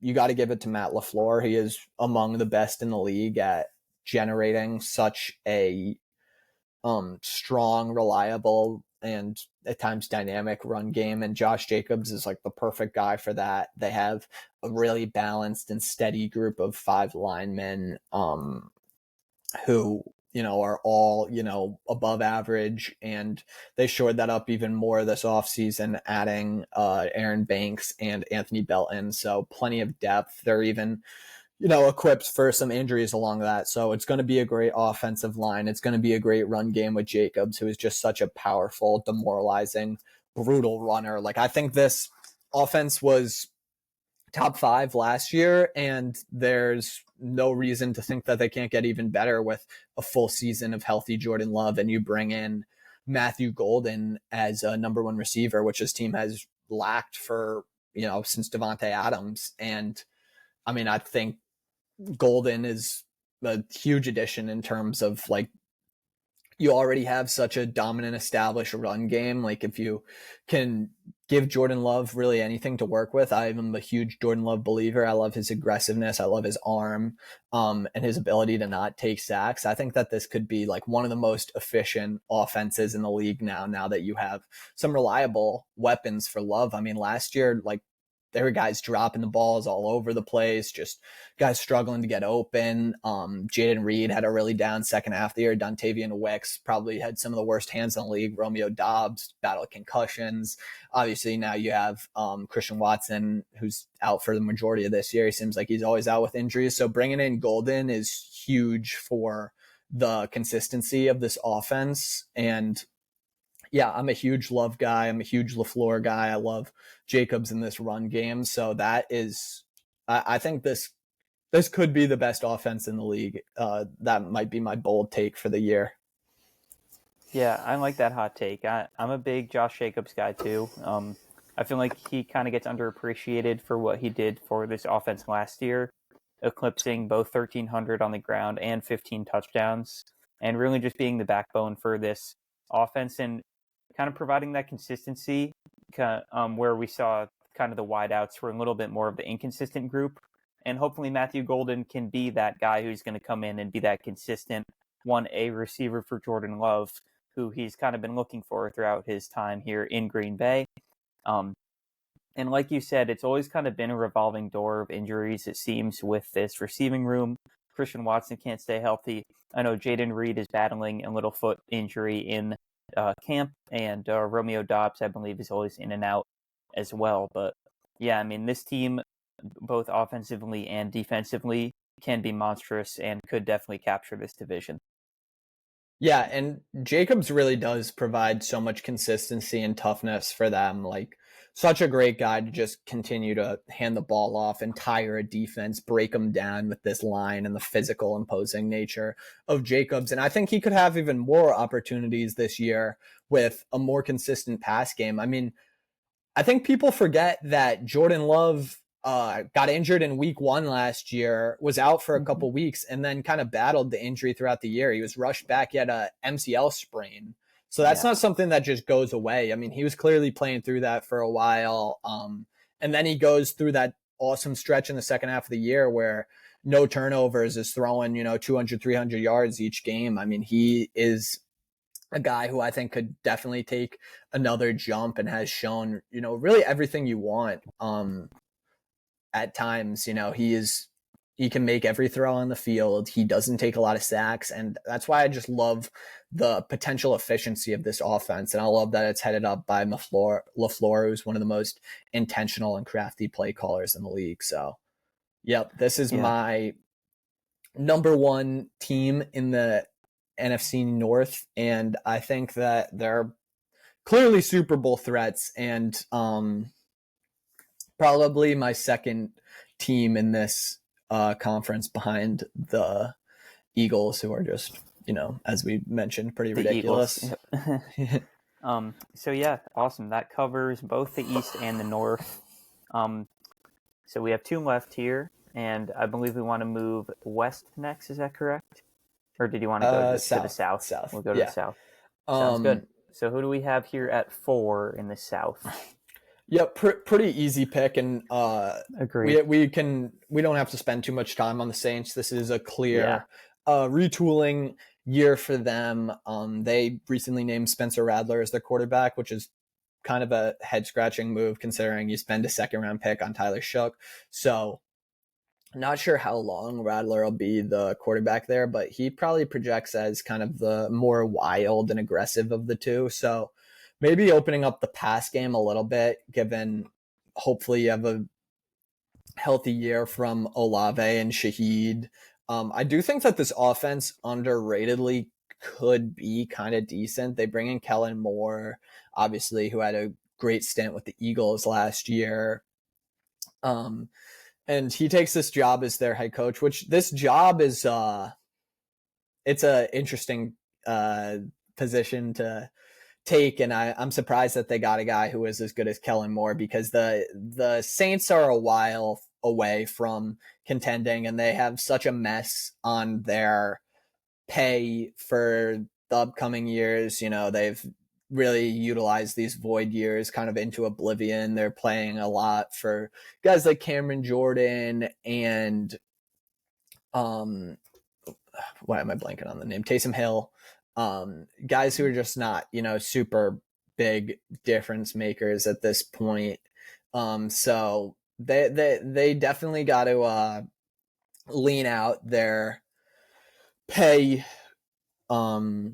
output for the next few years. So they're not necessarily going to be contending and adding too much to the time. I know this front office loves to be aggressive, but it's time that they really embrace this rebuild. But like I said, I think this offense could be kind of solid. I do like the offensive line. I like them bringing in Kelvin Banks. I think Eric McCoy's injury last year. I mean, we saw this team in week 1 last year was pretty enticing in terms of, they blow out the Cowboys, and then week 2 they went and week 2 I think they beat the Cowboys, right? And then week Sounds 1 right. I think it was a pretty convincing win against the Bryce Young Panthers, who Carr were started just hot.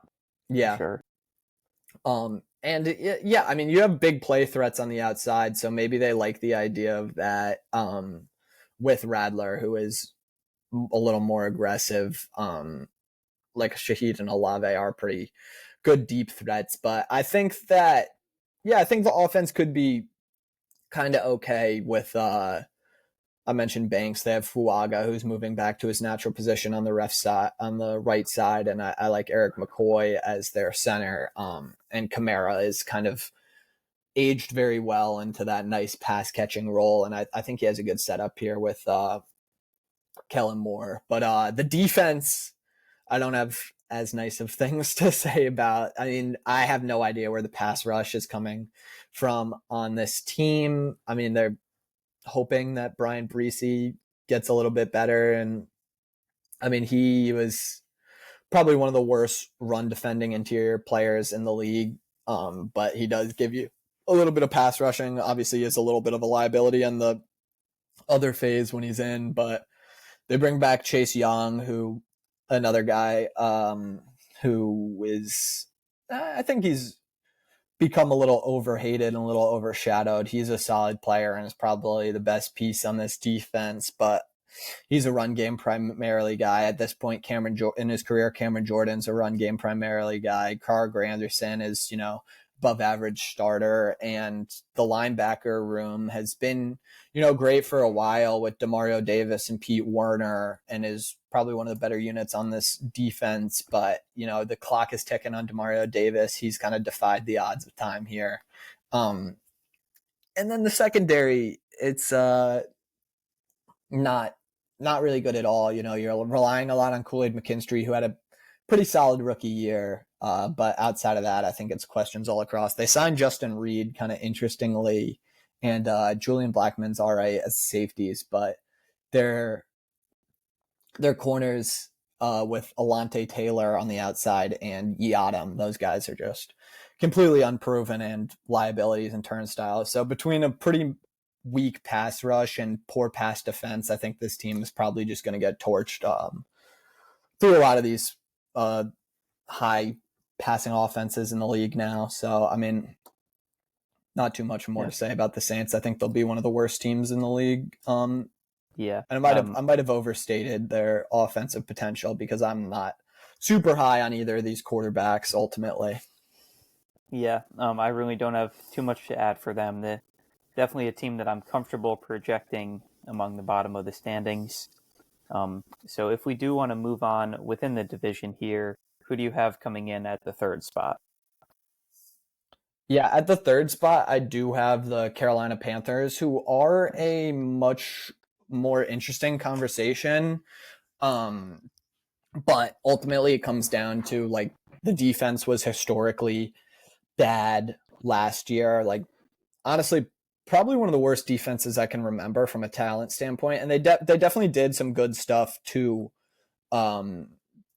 prevent that this year. I don't think it'll be historically bad defense, and they do get their kind of premier player and Derek Brown back. So the pass rush should be a little bit better. And also, I mean, the run defense was really bad last year. I don't know how much better it gets this year, but Brown helps that. And they bring in Bobby Brown from LA, the Rams, who had a very solid year as a run stuffing nose tackle. But the hope here would be that their two young pass rushers on the edge can break through immediately and help with this struggling pass rush. I mean, they interestingly let go of Jadeveon Clowney, who was definitely their best threat there. But I think bringing in Nick Scorton and Princely Umanmielen, you're hopefully getting at least one solid edge rusher between the two. I particularly like Scorton. He was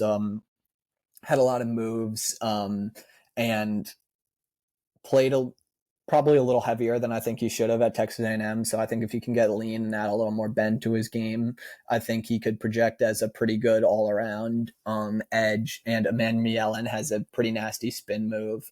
So that's a good direction for the front to be moving in. I forgot to mention they did sign Tershawn Wharton from the Chiefs, who is another steady kind of interior player for them. But as you move back, there's kind of continued questions. Their linebacker room is very, very questionable. They're hoping for more from Trevin Wallace, and they bring in Christian Roseboom as just kind of middle of the pack, middling linebacking units that, you know, you're hoping aren't the worst in the league. But the secondary outside of JC Horn, I know they bring in Trevon Merrick, who's a pretty solid above average safety who can, you know, play downhill and you know, enforce a little bit and is all right on the backside as a coverage guy. But outside of JC Horn, it's question marks at all the corner positions, and they have Nick Scott as their starting free safety right now, who completely honest, I'm just going to be completely transparent. Right now, I don't know who that is. So definitely not the most notable position group here, but I do like Horn as a physical man-to-man corner. But yeah, this was one of the worst defenses I have ever seen last year, and you know they do make a solid amount of additions to it, but I don't know if it's enough for me to project them not to be kind of a bottom 10 unit in the league, which I think is going to ultimately hold them back because I don't know necessarily the ceiling that this offense can get to. Yeah, to put some numbers to this defense, they broke the NFL single season record for points allowed with 534, and the second most yards ever. That's like playing the Bills every week. Exactly. 6,800 yards allowed. They had the worst point differential in the league, and yeah, they just consistently would blow leads as well. They allowed 40 points 3 times, 30 points in 10 different games, and only allowed under 20 points in one game last year. Oh my gosh. Just a disastrous defense from all accounts. When you said you were going to break out the numbers, I knew they were going to be bad, but it's just laughable. I mean, it was one of the worst single units that I've seen in a while. But if we want to make things a little more positive, it's a little more, a little more encouraging. The line projects to be one of the kind of the flagship unit of this team. They obviously invested a lot in it 2 years ago, and those investments paid off. I mean, Robert Hunt and Damian Lewis were both pretty serviceable for them last year. Robert Hunt was pretty great actually, and the tackles, you love to see them take a step. Ikem Ekwonu really came along as a pass rusher later on in the year, and you know that he has kind of a unique athletic ability as a potential run blocker, so he's awesome. Taylor Moton is a great rock there, so I think it could definitely be a top 10 line, and that sets up Bryce Young pretty well because this is just kind of going to be up to his development to see how far this offense can go. There is probably the framework for this to be maybe pushing a maybe top 10 in a ideal world unit, but I think they should be top half of the league. That's definitely what they should be aiming for. You know, Bryce Young, obviously the tale of two stories. We really thought he was a lost cause for a while there and had one of the worst starts to a career as ever. And that doesn't just go away like completely because he had a pretty solid second half of the year, but it was great. And I think a lot of people are rooting for Bryce Young because he does just seem like, you know, a good guy who wants to do right for this team. And it was great to see because we got to see a lot more of that creativity that was promised in college. He started doing a lot more out of the pocket. He started making a lot more guys miss and just looking a lot more comfortable, making some more dangerous throws. And he had some really great games, and they went head to head with a lot of great teams towards the end of the year. Last year, I remember Eagles game was super close, came down to a drop from Leggett. The Chiefs game went down to the wire. So those are two teams that are in the Super Bowl, and you played them pretty well, largely thanks to Bryce Young, you know, playing much more cleanly, you know, not taking nearly as many sacks, you know, not many turnover worthy plays, and just looking a lot more comfortable.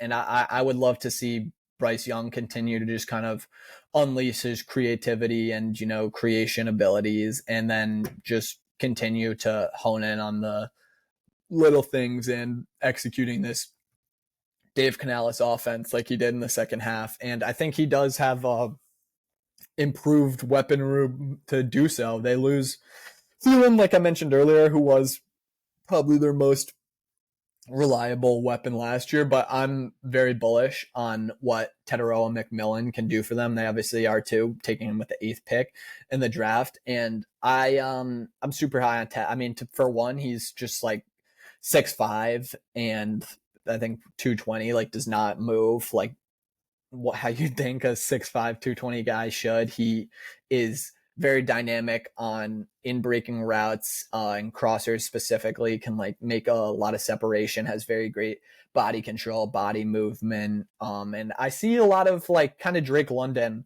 in his game.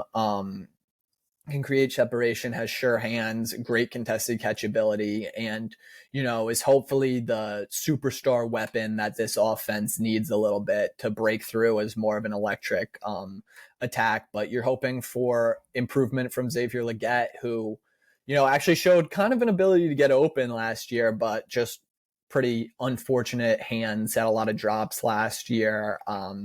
And I think Jalen Coker is, unfortunately, I think he might be starting the year out on IR. I'm not sure if I heard that incorrectly, but I believe he is hurt. Yeah, that's tough because he was a great outside kind of deep threat option for them. But going to be a lot relying on Tet to push this offense through, and I think that could be a good thing. But the run game, I think they're, based on their moves, you know, they're bringing Dowdle and ETN. I think they're going to try to look to be more of a balanced split committee type of backfield this year. Chuba was great for what he was last year, especially after the Jonathan Brooks injury. It seemed like this team had kind of turned their back on him, but he was exactly what they wanted. You know, great vision, tough runner, you know, was very physically imposing, and he matched this line perfectly. So I think if you can, you know, rely on him for your between the tackles, your tough running, and then, you know, you get a little pop from Dowdle as a pass catcher and ETN in the same light, it could be a little nice as a little staggered unit. But yeah, I like Chuba. I like the run game, and Bryce and his new weapon, and hopefully some improvement from Leggett should be able to push us forward. I also want to mention Jatavion Sanders had a pretty promising rookie year as an athletic tight end prospect as well. So definitely potential is the name of the game for this offense, and they're going to need it because, like we mentioned, I don't think their defense projects to be particularly too good. So definitely an intriguing team, and I think everyone is rooting for Bryce Young and wants to see him improve as the story goes along. So hopefully some improvement for the Panthers this year. I think it's possible. Definitely could see a year 3 leap for Bryce, and I do like the young talent on this offense. I like how you compared a little bit of Drake London to Tet. I definitely see that in their games, and when I watch Tet, I feel like he definitely does not move like someone who's 6'5", right? I mean, he's very, very nimble, and he can kind of get to his spots very well. So I think Tet and Bryce is a match made in heaven, especially a bigger target for maybe the little more undersized Bryce Young, which could be helpful for him as well. And yeah, I also like the additions of Rico Dowdle and ETN, like you said. Dowdle's a kind of underrated 1,000-yard rusher from last season. So staggering him with Chuba behind what should be a pretty awesome line.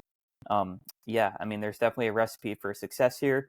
Can they keep up with the points that the defense will allow? I'm not exactly sure about that, and that's probably why we have them ranked here. But yeah, definitely a team, at least offensively, that does seem to be trending up. And if we did want to move on to the team you have number 2 here in the South. Yeah, I would have the Atlanta Falcons, who there certainly should be some excitement around this team. Michael Penix looked awesome in his couple of starts last year, and specifically his connection with the aforementioned Drake London was awesome. I think that's a connection that can continue to kind of carry this team.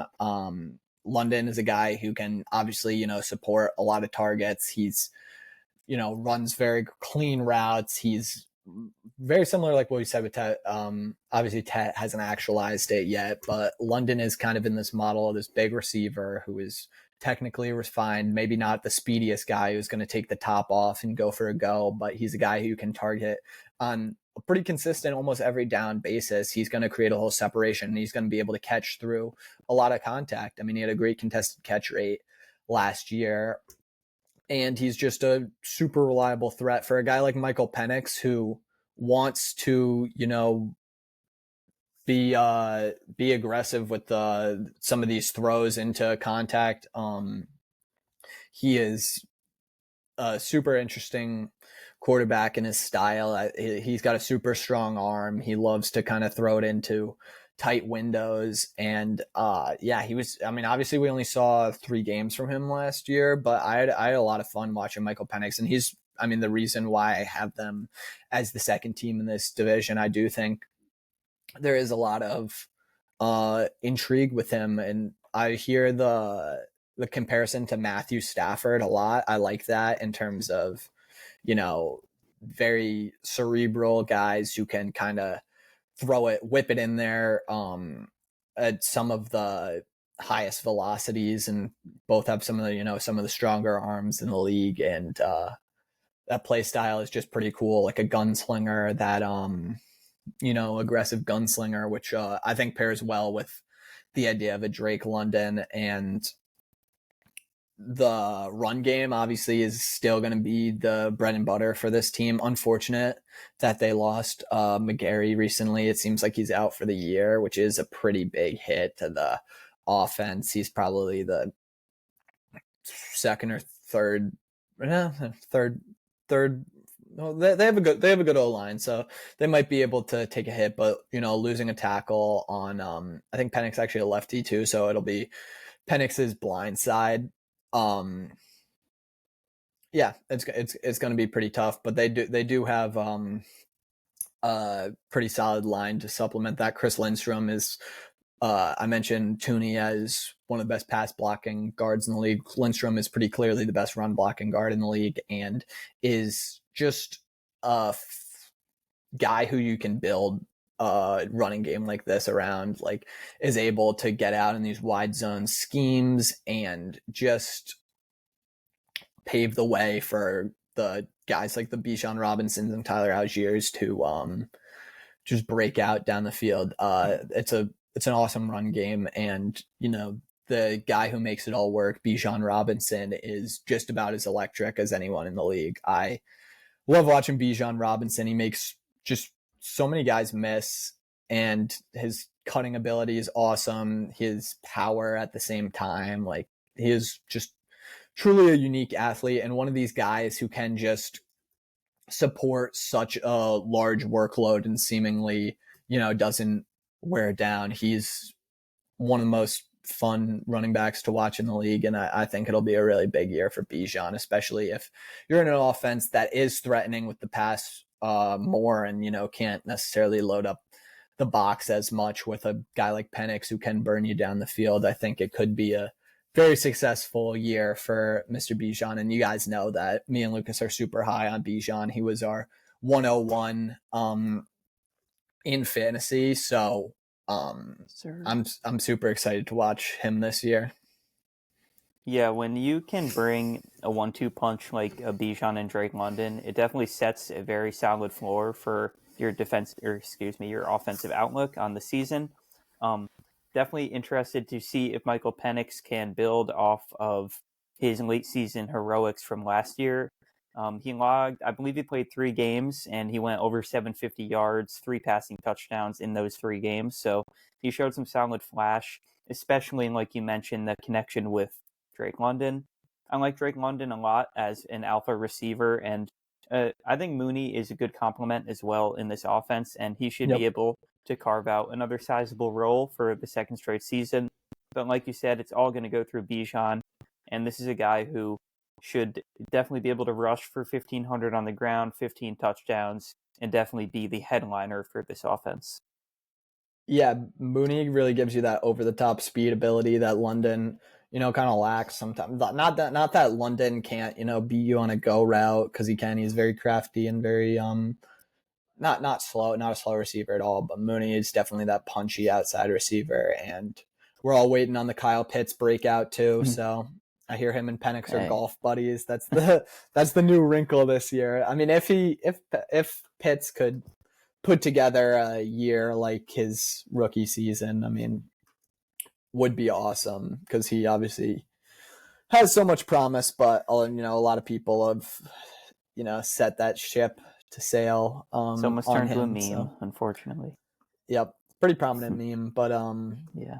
If we want to go to the defense, it's not as shiny over here. They do bring in some new significant additions in the form of 2 first-round edge rushing picks, in the form of James Pierce Jr., who they trade up for later in the round, and Jalen Walker, who's, an athletic kind of versatile piece that has some of that off the ball linebacker experience we talk about. So they're going to be asking a lot from these guys immediately. And I think that is kind of going to dictate this team, because they've needed an edge and they've needed a pass rush for so long. It seems like since Vic Beasley way back in 2018, 2019, has this team had a really dominant pass rusher. So they double up in the draft, hoping that they can get one there. But they also bring in Leonard Floyd, who's a good complimentary guy, and Ebiketie is kind of more of that all-around bigger bodied edge guy. So this defense, I think, could get a lot more creative this year with all these different pieces they have on the interior. They drafted Ruka pretty highly last year, and still have David Onyemata in there, a versatile interior piece. But I think it's really up to head coach. What am I blanking on? Oh, Raheem Morris.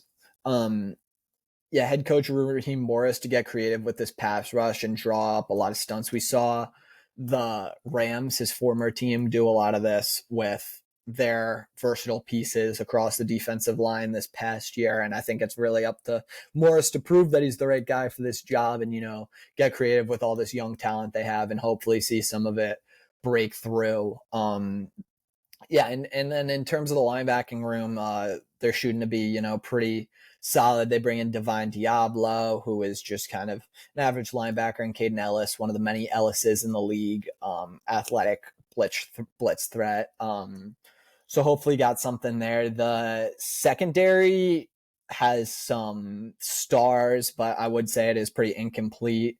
I think Jesse Bates is probably the headline for this group, in terms of he's one of the best safeties in the league overall, can do really all you want, is able to play downhill, fill the run game, but also is just one of the few guys who can just be a true over-the-top sheet safety too, is probably the most dynamic safety in both phases in terms of the run and the pass. So very valuable asset there. And AJ Terrell is their star cornerback, who, hasn't necessarily gotten to the highs that he flashed in his rookie season, but still a great man-to-man shutdown corner nonetheless. I mean, might not necessarily be able to shut down some of the more prominent weapons in the league, but is a very above average, at worst, number one corner, and has definitely asserted himself in that. But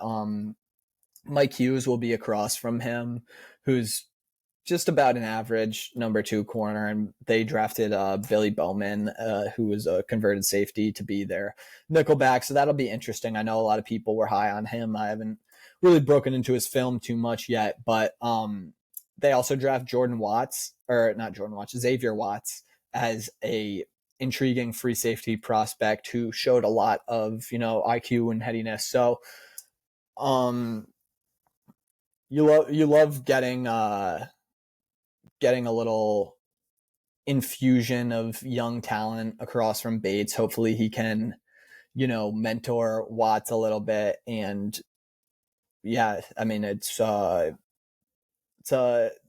up and down unit, but I think definitely with the combination of you're hopefully getting Raheem Morris's defensive X's and O's ability as your head coach. If not, he's on pretty thin ice here as their head coach if he can't really get this defense to break through this year.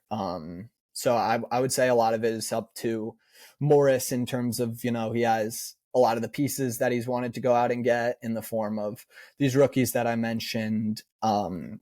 So it's just about drawing up something and executing with the pieces they have here. And I think Raheem Morris's job is going to depend on that this year. Yeah. I'm definitely right there with you. And last year we saw kind of flashes of it as well. The struggles, at least. They were 23rd in the league in points allowed, and allowed around 430 points in total on the season. And I think the main weakness we saw last year, and like you said, was definitely the run defense. And they allowed the 8th most rushing yards in the league last year. So definitely building blocks for them to work on, and hopefully the offense can overcompensate for those shortcomings. But yeah, I think this is definitely a fair evaluation and a good spot to have the Falcons going into the next season. And if we do want to move on, that would just leave the Bucs for us here to round out the division.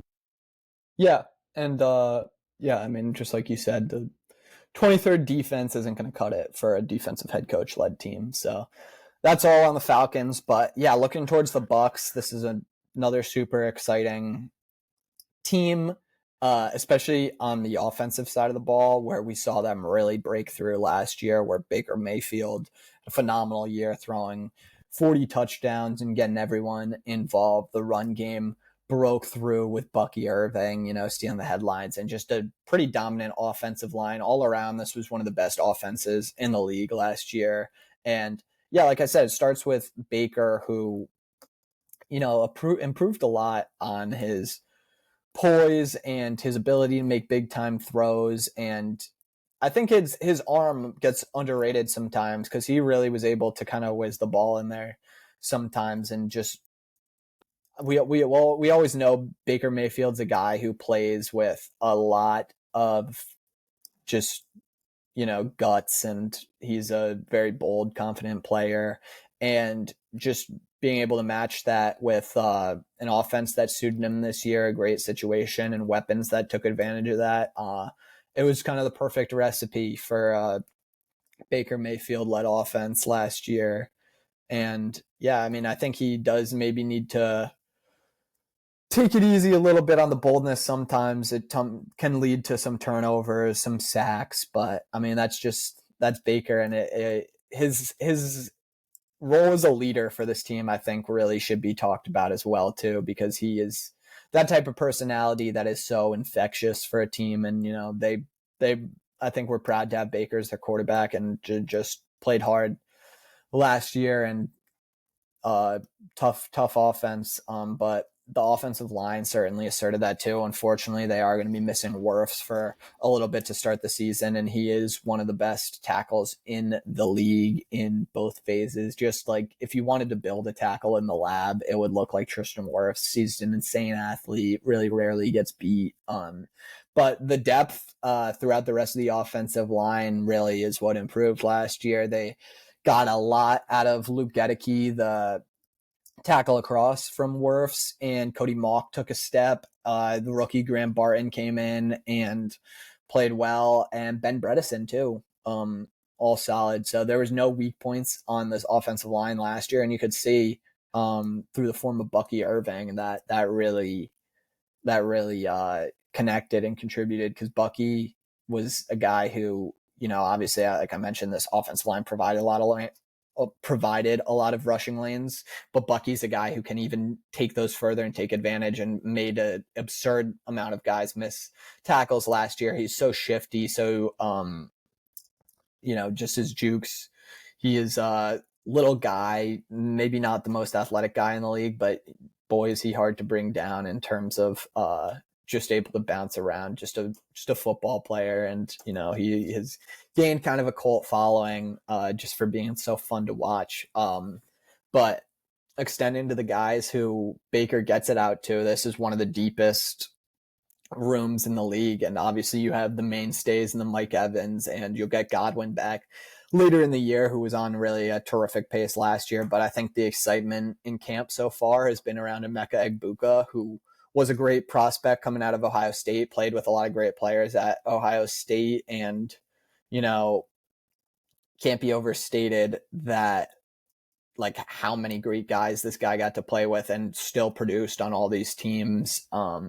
He's played primarily in the slot in college, but I think he has inside-outside versatility. He's a big, strong, athletic receiver, and he's just one of those guys that's a pretty well-rounded receiver, pretty good at everything, has solid hands, a good route runner, and just seems like a very pro-ready player. So he's going to get an opportunity early, which is exciting. And yeah, like I said, across from Mike Evans, who, I mean, Mike Evans really deserves a lot of credit for hitting that 1,000-yard mark again. It really didn't look like he was going to get it last year. But damn, he turned up in the end of the season last year. I think a little of it was probably Baker ensuring that he got there, but I mean, it's only 14 games he's able to eclipse that yard mark again, and just some of those last games, you really see what makes Mike Evans so special. He really hasn't lost much, if any, at all. Just physical, so tough to disrupt that guy at the catch point. He's huge. He's got his route tree completely down at this point, and so he's the star receiver. What else is there to say? And it's just caps off a great situation for Baker, and there's a lot he can do with this. I should mention they lose Liam Cohen, which is the guy who is claimed to be responsible for a lot of this innovation and what they did last year, and definitely got the most out of this team, especially the run game. He was able to jumpstart that and make use of this fantastic offensive line. So definitely a lot of credit there, and that's the big question on this team. And the only reason why I wouldn't necessarily, I mean, they're definitely one of the top teams in this conference, but I wouldn't necessarily have them up with the likes of the teams I mentioned earlier, like the Eagles and some of those teams in the AFC North. I think you are going to have to compensate a little for the mind of Liam Cohen going away, which is a pretty significant question, especially when you think about the fact that this defense kind of underachieved a little bit last year.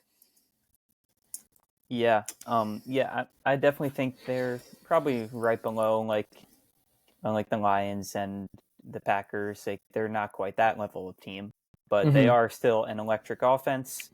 Top 4 last year in scoring, and you definitely touched on some of their main contributors, of course.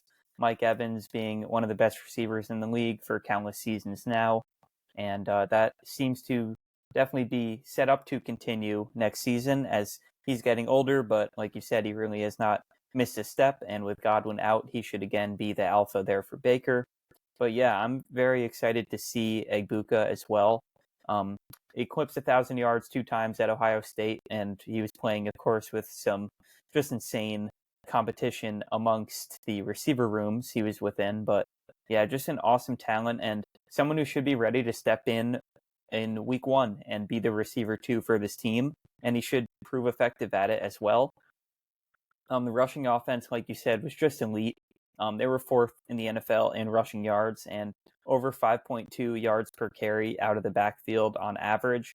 And Rachaad White is not exactly someone who has been efficient there. So shout out to Bucky Irving again, just someone who had a beastly rookie season, as I believe he was a 3rd or 4th day draft pick, correct? And just took off and stole that starting job from Rashad pretty quickly. So yeah, this offense again should be a lot of fun to watch. Is 40 touchdowns realistic for Baker? Again, maybe not. And is 107 passer rating realistic again for Baker? Again, maybe not. But even if this offense does come a little bit back down to earth, they should still project to be elite.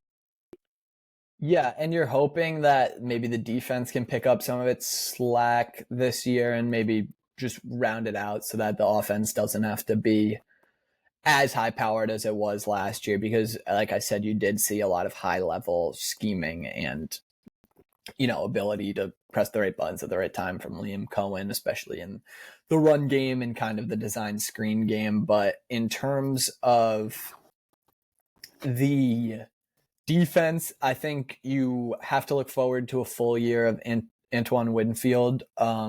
He was injured for just about the first half of the season last year and didn't really look like himself when he came back, but he is, one of the best safeties in the league when he's fully healthy, and, is another one of these top safeties that we talk about that's, great in both phases. And you complement him with a young, talented Tyke Smith, who showed a lot as a rookie. I actually find myself a little bullish on the secondary when I really look at it, and I see the corners as well, all intriguing prospects, in Zion McCollum, who is, as athletic as it gets at corner and really started putting things together last year. And we saw a lot of high level shutdown corner worthy stuff out of him, and Jamel Dean, who is just has his injury bumps, but is a kind of typical, starting level corner in terms of his zone and man and IQ ability. I like getting the Jacob Parrish in, who projects to be their starting nickel. He's a little undersized, but man, does he play hard. And I loved watching him at Kansas State as a rookie. And then also, given he has his own injury history, but for some depth, because like I mentioned, there are some injury questions in the secondary. Benjamin Morrison, coming from Notre Dame as a cornerback prospect, one of the most fluid movers that you'll see at the position. So a lot of intrigue in the secondary and working down. I think the question will be how much they're able to weaponize this pass rush. Bulls typically is pretty aggressive with his blitz schemes and bringing pressure from all angles. So he'll have to, work this pass rushing group in, and I think stay pretty aggressive with things. They bring in Hassan Reddick, who is kind of that outside linebacker force that, can drop into coverage, can rush the passer at a pretty elite level. So he's a versatile piece that helps with that blitz game for sure. And saw a good breakout year from Yaya Diaby, who's an athletic pass rusher. And the interior of this defensive line is probably some of their most impressive stuff, especially with Vita Vea, who is just such a force on the interior, one of the strongest guys in the league, and also can get after it from a pass rushing standpoint, and the run defense speaks for itself. Kalijah Cansey is a nice power rusher from the inside from that lefty end position, and Logan Hall also had a pretty nice coming out party last year as a power rusher. So super interesting front potential possibilities for these guys. And the linebacker room, another year, Levante David should hold up. He's one of these ageless wonders. So I feel like they definitely could improve from their numbers and marks last year. And I think this could be a pretty well-rounded team that, definitely looks to be a playoff threat from this division, and, could even make a little noise in the playoffs. Yeah, I'd say another 10, 11 wins is definitely well within the cards for this team. Mm-hmm. And I'm not exactly sure what their Vegas line is, but I'm sure it's right around there. And a team that projects to be pretty well on both ends, and I definitely feel comfortable putting them right here at the top of the South. So that does conclude the 4 teams there in the South. If we want to move to our last division here in the West, and of course, for any of you still watching, as we're hitting the 220 mark, of course, thank you so much for continuing to stick with us, and looking forward to some actual sports starting up in this week. And of course, we'll be covering all that good content when it's coming out to us. But for now, if we want to get into this Western Division here, who do you have coming in at 4? This is another division like the North where it is just so hard to place these teams. You really can use a lot of different orders. I think any of them can really come out. And it's just like even saying like picking a team to finish in the bottom, I'm nervous that, they could, exceed expectations. I think there's just a lot of windows and wiggle room here. I agree. But I do have the Seahawks as my bottom team in this division. Or did they come in last year? Or no, the Niners obviously did because they 6-11 beat for up, San Francisco last year. Yeah, but for the Seahawks, they definitely had a pretty transformative offseason, especially on the offensive side of the ball. They get rid of Geno and DK, ship them out for some early round picks, and their replacements are Darnold and Kupp, who I just think straight up are two significant to like moderate downgrades, to be completely honest. I like Geno a lot. I think he's been kind of underrated as one of the better and more accurate strong arm throwers in the league recently. And Sam Darnold, especially investing in him after his kind of late season meltdown, especially the way it happened, largely due to some of the pressure he was seeing from a lot of the injuries that accrued on the Vikings offensive line. He goes to a situation here where that interior pressure that he saw last year is going to be, present again. They do draft Gray Zabel, who I like a lot as a guard on this team, and hopefully he can kind of inspire some change. But the interior of this line was, easily the worst in the league last year and was a huge problem for this team and for Geno last year. And Sam Darnold, someone who specifically struggles with that and is even a good bit less elusive and has probably more of a sack issue than Geno does. I think it's not a great match at all for Sam Darnold. Now, I do like the balance that this offense can potentially provide with Clint Kubiak coming in as the offensive coordinator now and bringing in kind of that wide zone stuff that he ran in New Orleans. And I do think that they'll get a lot more balanced, which I do think is a good move given the talent in the running back room that I'm pretty high on. But for the pass game, I really don't see how the pass game gets better this year. It's going to be a lot of setting it up with the run, a lot of play action, and in breakers. And I just don't know if they have the outside receivers to make this function.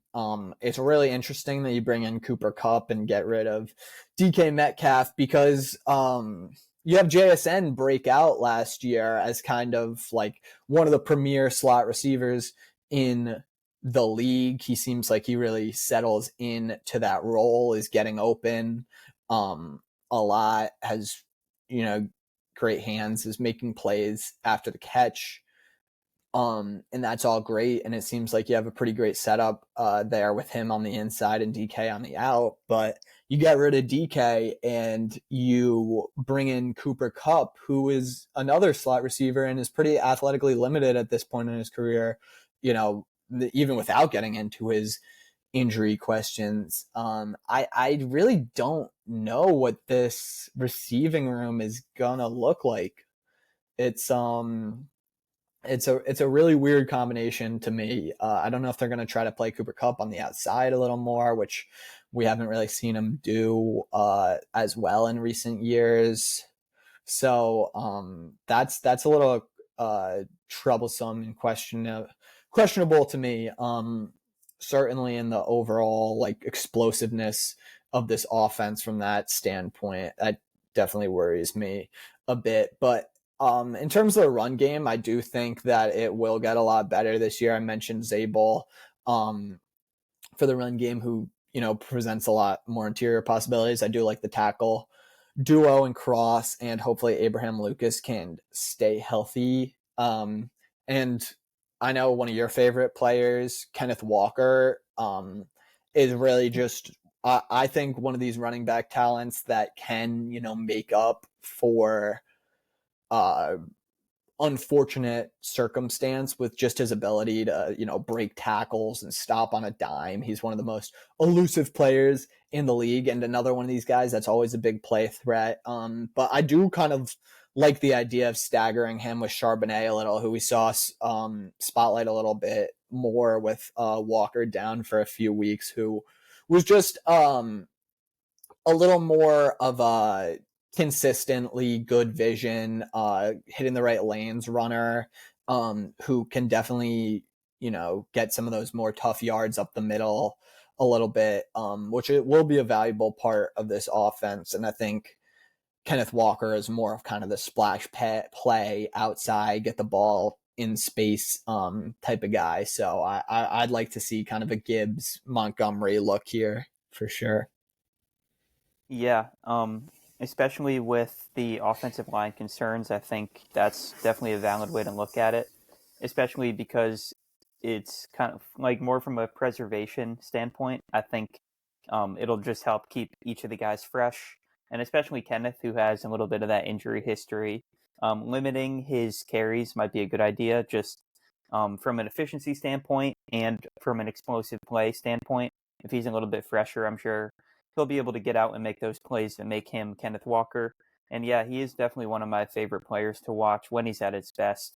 Just such an explosive athlete and someone who consistently has one of the highest juke rates and is just one of the most skilled players with the ball in his hands at the running back position. I totally agree about the very funky dynamic between Cooper Kupp and JSN. I think JSN should definitely retain that slot role as he's in his prime and has kind of proven that he's ready to step in here. He just eclipsed 1,100 yards in his sophomore season and should be ready to take that next step if Darnold wants to take it with him. But yeah, I don't know about Kupp on the outside. I don't know really what they're thinking about this combination here. Little kind of off-kiltered comparison. It kind of just reminds me of like when the Phoenix Suns add Bradley Beal to a roster with Devin Booker. Like, it's just not something that they really needed there, and it's an older veteran type of guy at the same time. So, yeah, not my favorite fit, and yeah, I think that this offense could have promise as there are very many talented pieces in it, but it's just a matter of seeing it come together. Yeah, it's certainly an interesting strategy, especially on the Cup front too. I'm not sure how that's going to pan out for them. I don't really see the need to. I guess they didn't want to extend DK was the thing there, and they didn't want to pay Gino, and it's not this regime's players, so they didn't really feel the pressure to. But in the short term, I really don't see that panning out for them, and I think it's going to hurt them this year. I really do. But what could help them is the defensive side of the ball. On this Mike McDonald led team, obviously, this unit kind of came around once McDonald had a couple weeks to get some understanding for these guys, and it really is a well-rounded group. While there might not be like necessarily a big superstar on this team, McDonald certainly has gotten the most out of most of these players, and he just kind of weaponizes this scheme and just brings this attacking nature to this defense that was so awesome to see. Like whether it's Leonard Williams, who had a career year on the inside, and I think Byron Murphy at tackle will be able to complement him really well this year. I know he's battling injury last year, but he's a guy I really believe in as just a tremendous athlete who can, threaten as a pass rusher up the middle very easily. But they saw great production out of Derek Hall last year, Boye Mafe. They get in Uchenna Nwosu back this year, and they also bring in DeMarcus Lawrence. So they have a lot of depth on that edge, and they're going to be able to cycle through these guys and bring a lot of looks, come from a lot of directions, and just continue to confuse offenses and just kind of overwhelm teams with this attacking nature that they play with up front. So I love the versatility that they have there, and their ability to stop the run and the pass with, I mentioned Murphy, but they have like Jaron Reed in the middle, and then kind of some thumping linebackers in the form of Ernest Jones, who's just like an aggressive, awesome blitz threat too. So he just provides even more potential pressure and more direction from them. And then Tyrese Knight really held up pretty solidly as a rookie last year as kind of a good do-it-all linebacker that definitely showed some versatility and some field general ability. But the secondary also is very promising. Devin Witherspoon is probably another one of the more prominent talents on this defense. And I don't know if they're going to be playing him inside or out, but I really do love watching him when he's on the inside. I mean, he's a great coverage player too, but like he is one of those guys who just like loves to like hit and like definitely a little bit of an undersized guy, but brings the energy a lot. And I think that's something that could be very infectious from this defense. I think they definitely have the pieces to be one of those defenses that start to, gain a little bit of notoriety and just play with a lot of energy. So I love the possibility there. But Reek Woolen, another super solid, super traitsy outside corner who has, his rookie year, he was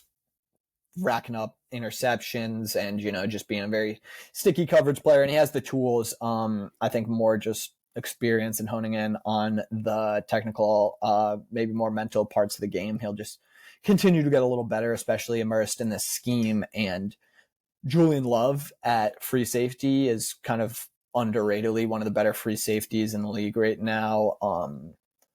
One of the best true free safeties in the league from a rangy standpoint, and can also, come up and lay the boom a little bit. So they're also going to be looking for some of that from Nick Emanuwari, who they trade up for in the draft, and one of the most athletic defensive backs in recent memory for sure. And you can see the role that they want to do. Mike McDonald wants to like recreate this Ravens defense and get a Kyle Hamilton guy who can move around the defense in Manwari, which would be really fun to watch, depending on Manwari's progression. Rookie year, I mean, he is more of a traitsy guy rather than a play now guy, but I'd love to see him weaponized in a variety of different ways, like I know he can be. So promising unit for sure, and it's led by arguably the most promising defensive mind in the game in Mike McDonald. Yeah, definitely some even more room for improvement there for Seattle, and a team that I still am relatively optimistic on again, but as we said, this is really just quite a monstrous division as you keep going. So if we do want to go on to number 3 ranked team in the NFC West, who do you have for me? Yeah. And like I said, this division is such a toss-up. It can just like go so many different ways. And I think I'm going to surprise a lot of people here. I'm sure this team is, one of the betting favorites to win the division, but I do have the Rams here. And I really like the Rams' talent and potential, especially on the offensive side of the ball. Just there's too many injury questions for me. And this team, I think, obviously a Stafford injury happens, which have been the big scare. I mean, dude, Stafford's so beat up at this point. He's 37 years old. He's taken, countless hits throughout his career. So it's tough. I mean, back injuries can't really shake those. And it's tough. I know the line is banged up too. There's questions of if Larrick Jackson is going to be, ready to go for week 1. And it's already not a super stacked and deep line. So it's like once injuries start piling up, I'm really scared for Stafford to take too many hits. And from a run game perspective, I don't think that Kyron Williams is necessarily a dynamic or explosive enough player to compensate for maybe a banged up offensive line. I mean, obviously this Sean McVay scheme helps a lot there, and they have been able to, craft up pretty strong run games. And McVay is obviously, one of the best coaches in the league, easily a top 5 coach in the league right now.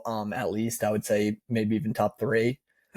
But I just I'm too worried about the Stafford injury. The offensive line injuries really scare me. But I mean, fully healthy, this team it's terrifying, and they're Super Bowl threats and contenders. I mean, the passing game, obviously healthy, is going to be one of the best in the league. Just combining Puka and Devontae Adams is like ridiculous, and is one of those duos that we've mentioned is up there for best in the league. Devontae specifically, I feel like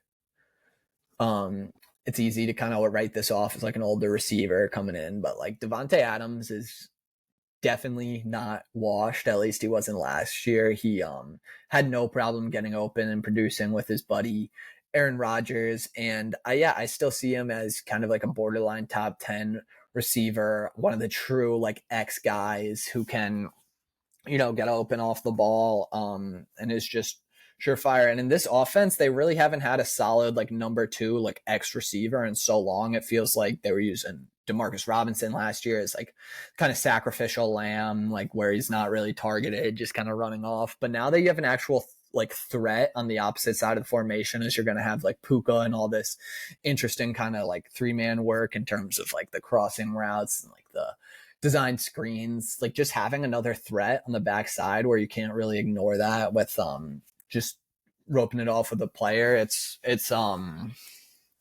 It really adds another element to this offense. And I mean, fully healthy, this offense could be the best in the league. That's the ceiling for it. A healthy Stafford certainly would, give them a great chance at that, and a healthy offensive line too. But like, this offense last year was surprisingly like lackluster too, and you had a full season of Stafford. Obviously there were injuries in and out with Puka and the line, and there were constantly people going in and out, but I don't know if it really changes. I love Puka, but he is a little injury prone. But if you just want to talk about him for a second, I mean, he is one of the premier receivers in the league. But what jumps out to me when I watch Puka is like his body control. He's like so in control and intentional with what he's doing, and he's so physical and like powerful and such like that thumping like presence. Like he's a player who makes his presence very known, and he's a guy who they love to get the ball to. He's one of the most efficient receivers. I think he was top of the league in yards per route run last year by a pretty solid margin.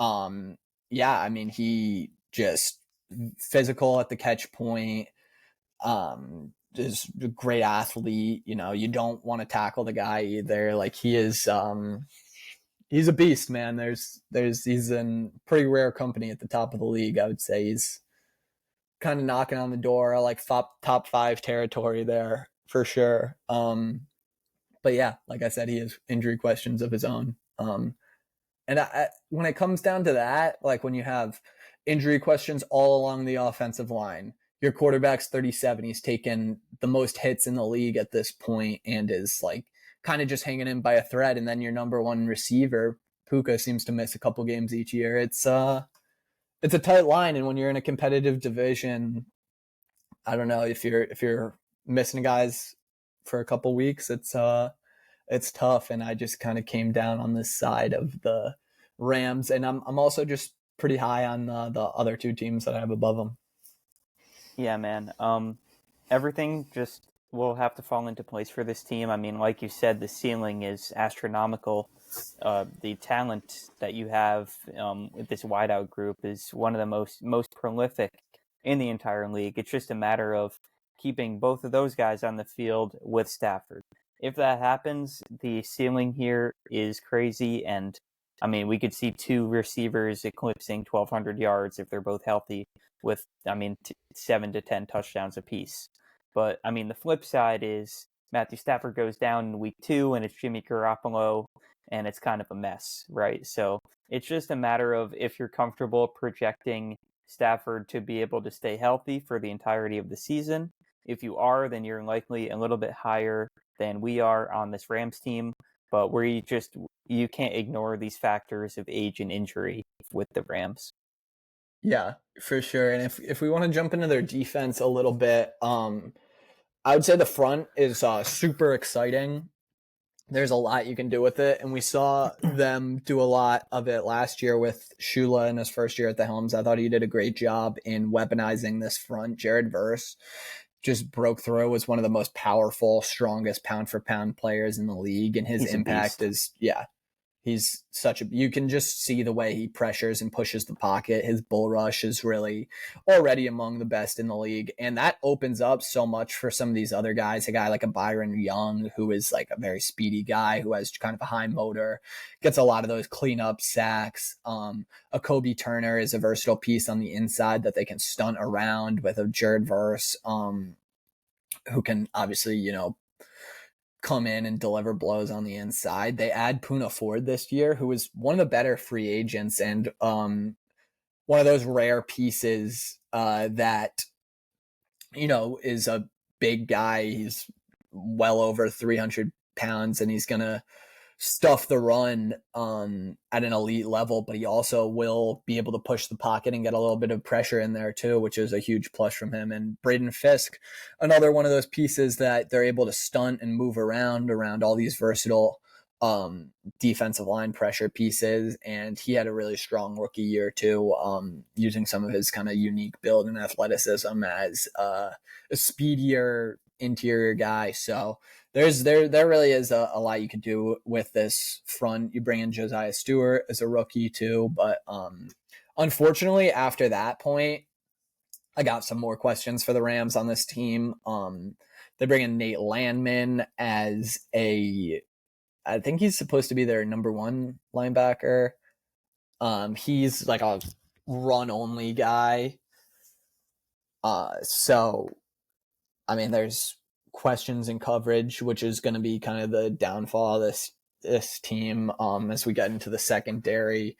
They bring in Cam Curl, which I kind of like, but even then he's more of a downhill, like enforcing type of player. And outside of that, it's really concerning. I mean, I like Akella Witherspoon, but I don't know if I like him and Darius Williams as your top corners. And they love playing this kind of off zone coverage with these guys, so they I'm sure they don't necessarily think that they need, these elite like man-to-man press corners that'll shut guys down. But I mean, in the event that there's an injury or the pressure's not getting there, I do think that this is a secondary that's going to be pretty vulnerable. And, I don't think any of these guys are too sticky in coverage, and definitely could get toasted a little bit.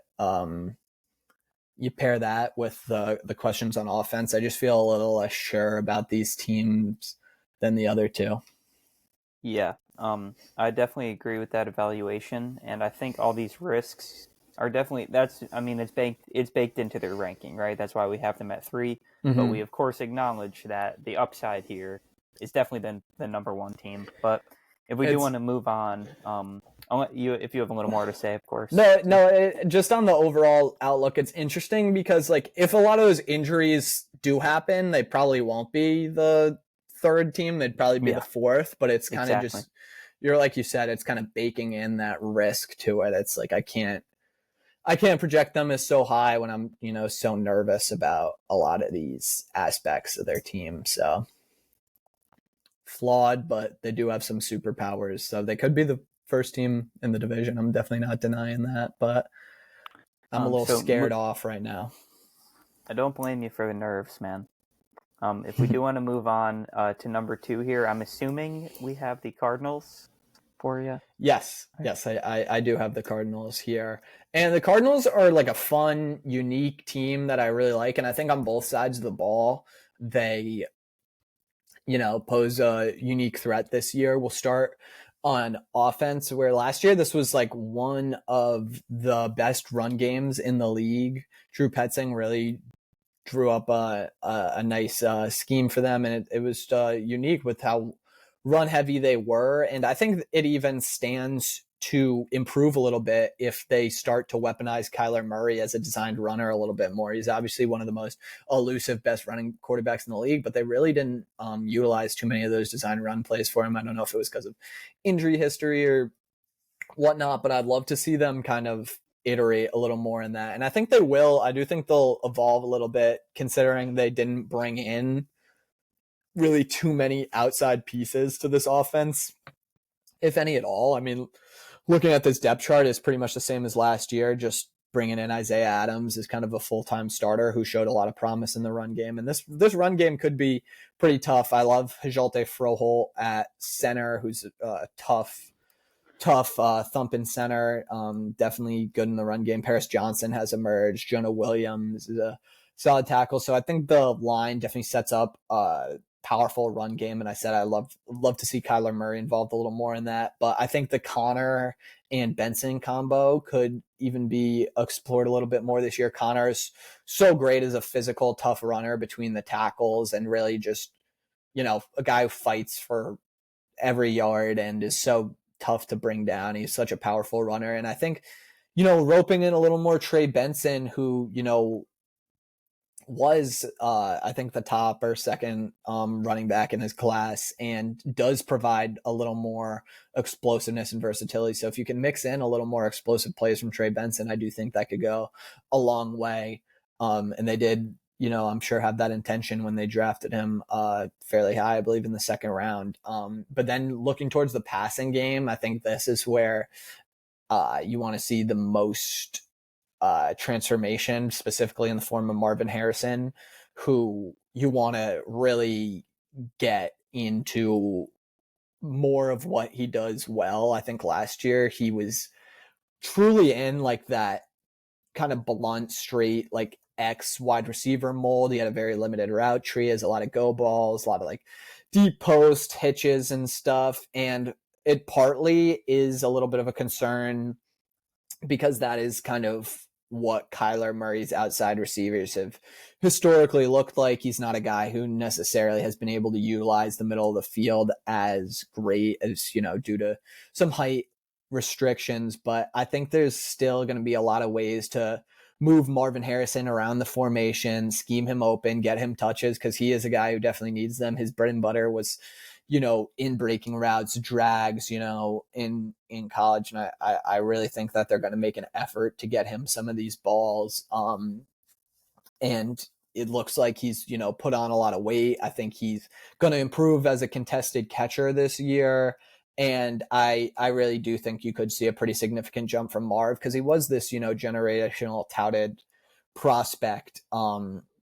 And hopefully that comes with a little more consistency from Kyler Murray in the past game, because we've seen some up and downs from him. But the real focal point of this past game is probably going to be Trey McBride again, who this offense ran through last year. And yeah, he's everything you want in physical receiving tight end. He dominates the intermediate zones. They're able to do a lot building off the run game with him and kind of these power formations. And yeah, I mean, Trey McBride's an awesome player. He's physical. He can win at all three levels. I definitely think he'll remain a very prominent part of this offense with some more Marvin Harrison involved. And I think that this offense really could, should be the solid run game and improved pass game. I think they should be knocking on the door of top 12, top 10 in the league. That's definitely the ceiling here for them. And yeah, I like the 1-2 punch of Marvin Trey a lot. I think, like you said, I expect another leap from Marvin with both his draft stock, that the pick they took him with, and his prospect pedigree in college. Maybe a quiet 900 yards and 8 touchdowns for Marvin last year, but a guy that when you're picked that high, we definitely are going to expect you to eclipse 1,000 yards sooner than later. And yeah, like you said, Trey McBride, just a monster tight end season last year with over 110 catches and 1,100 yards. And I believe he only found the end zone once or twice, so even more room for Trey to grow in the production end this season. Yeah, I think this offense has a lot of fun tools, and they can project to be in that elite group, especially with that running back room, like you mentioned as well. nice dynamic between the veteran Connor and the young bull Trey Benson. For sure. The run game was their, call card last year. So I think they can continue to innovate and build off of that. Keep it a strength and, build some more out of that even in the past game too. So that's awesome. The defense, I think, could potentially take an even bigger jump because we saw last year this was one of the most talent depleted defenses in the league, and you got to feel a little bit bad for Jonathan Gannon, who's a defensive head coach. He's just really had nothing to work with in his tenure here, and you really saw that on the pass rush where they had like several guys who weren't even like NFL caliber players, and they completely overhaul that unit this year. They give Josh Sweat a big contract. They're getting their first round pick, Darius Robinson, healthy and back for most of the year this year. They do invest in an early first round pick again this year into Walter Nolan, who's a versatile piece on that front, but he's going to miss a little bit of time for an injury. They get Dalvin Tomlinson, who's an interior piece. They get Calais Campbell, who I think he's pushing 40, but he had a fantastic year last year for Miami, still a huge impact player. And Zaven Collins really emerged last year as kind of their best pass rusher with a lot of speed and athleticism. And Baron Browning, who they traded for last year, gets a full season here now. So they just have a lot of fun pieces to tool around with and get aggressive with. And this defense has had to get really aggressive due to kind of the lack of talent that they've had in these past years that I've mentioned. And I really hope that they continue to be aggressive with all these different tools that they have along the defensive line and employ them in these fun ways. I mean, we saw when Gannon was in Philadelphia, that pass rush was very deep, and they were able to do a lot with all the pieces they had, all the cool stunts and blitzes and stuff. So I think they have a tremendous opportunity to tap into that again this year with all these guys. So I think that's certainly an area that will probably be one of the most drastically improved units in the league, given this team a real pass rush, which, will do wonders. But the secondary also looks to be, incredibly improved too. They draft Will Johnson, who falls to them in the second round, and he was touted as, one of the best cornerback prospects in recent memory. And I'm not surprised to hear that he is getting kind of glowing reviews in camp, and he's an excellent zone corner, very reactive, was a stud for those Michigan defenses, very prominent defenses that obviously won a national championship with, and he was one of those key pieces. So they got to be super excited about him. Garrett Wilson broke out as kind of a star on this defense last year in the slot, a guy who just makes big plays, makes hits, gets picks, really seemingly when the team needed him most last year. So he's a super fun player from that star position. And I guess they lose Star Thomas for the beginning of the year, or maybe the whole year, as an outside corner here opposite Will Johnson, but they did invest in it last year early in the draft with Max Melton. So I did think Max Melton was probably going to take this job by the end of the year, but he'll be thrust into it a little earlier this year. I think Melton definitely has some flashes and chops and potential. And then the safety room is great too. You have Budda Baker and Jalen Thompson, who are two of the probably best tackling safeties in the league and are ever present in the run game. So I think this could be a really versatile, fun defense that, could be one of the most improved units in the league. Yeah, they absolutely could. And I feel like for all these factors, it definitely justifies at least having them over the Rams right now. It seems like they kind of have more stability going into the season at least. So we'll see how that plays out. But that leaves one more team for us here. The NFC West projected leader for us this year would be the San Francisco 49ers. Yeah, it's kind of funny that we ended both these videos with last time the Chiefs and this time the Niners, two of like the most prominent teams of 2 years ago Super Bowl generation. Yeah, 2 years ago Super Bowl, 4 years ago Super Bowl. Yeah. Was it 4? Yeah, it was 4 years ago, right? It sounds right. Or maybe 5 years ago. But yeah, the Niners, I think this will be interesting. They lost a lot this past year in terms of kind of aging talent. Obviously, they lost the two guys to the Broncos.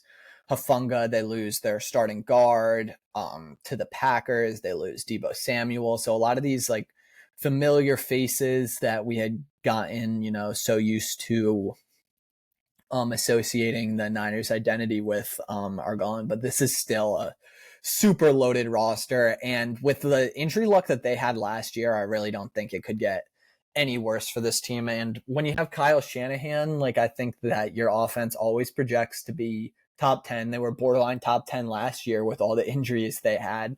And honestly, going into this year after last year, I think I feel a little more confident in Purdy. You took Purdy's weapons away for the most part last year. And I think I saw a more interesting version of Purdy that wasn't necessarily, so ingrained in the structure that he was afforded to be able to play in his early years. He had all these, options like spouting out at him. Last year, he had to create a lot more for himself and get a lot more aggressive. And I think he did a great job doing that. So I feel a lot better about Brock Purdy going into this year. And he gets Christian McCaffrey back. They bring in Brian Robinson as a good handcuff and change of pace guy for him, is more of a power option. And I think this run game should be able to pick up pretty much where it left off before. I know the offensive line isn't necessarily the most talented unit overall. I mean, they still have Trent Williams, but it feels like these Shanahan offenses have always kind of had this question and been able to scrap things together. And I think the pass game, like I said, with a more dynamic Purdy looks to be improved. I mean, George Kittle is coming off a career year, and you get Christian McCaffrey back, who's really just such a big part of this pass game. It really can't be emphasized enough. And I think there's room for strides from Pearsall, although I will say at the beginning of the year, this is definitely a pretty banged up receiver room now with the question with Juwan Jennings, especially. So they're going to have to, be able to hold it off until Ayuk comes. But I think Kittle is a guy who can see increased usage and, succeed with that. I think Pearsall, obviously they spent a first round pick on him last year, so they have pretty high expectations. And I think he could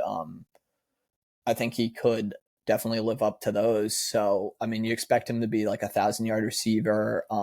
It's a run game you can rely on. CMC is kind of a dual threat weapon. And, Kyle Shanahan hasn't given us really any reason to question his ability to churn out a top 10 offense. So I'm not, there's a level of trust that I have in this offense and this team to just produce at this point. And I think that, they've been given, they deserve the benefit of doubt at this point. And I mean, it's not the most talented iteration of this team, but it's still talented and it's still passable. I mean, you still look at the offense, you still have Christian McCaffrey, you still have George Kittle, you're going to get Ayuk back at one point. Ricky Pearsall is a first round pedigree receiver. Juwan Jennings performed a lot last year. Trent Williams, still an extremely dynamic player and just tool for them to use. And I mean, I know Pooney is a little banged up right now, but Pooney emerged as a really solid starter last year. So still star talent on this team. Yeah, and I think you have to give them that benefit of the doubt given the track record with this team.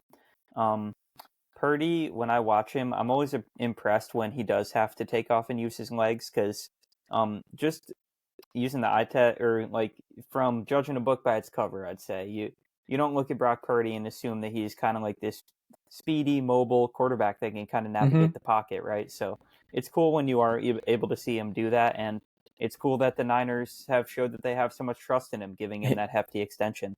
He was like a runner in college. Yeah, exactly. And like we said, and like you touched on, McCaffrey coming back is everything for them. If he's, again, the best running back in the league, like he has been many times before, that opens up everything for the 49ers offense and should make things much easier on a Ricky Pearsall, a Juwan Jennings if he does play, into Brandon Ayuk when he returns. So yeah, I like how this offense projects a lot, and I think things should be a lot smoother for them this year, hopefully.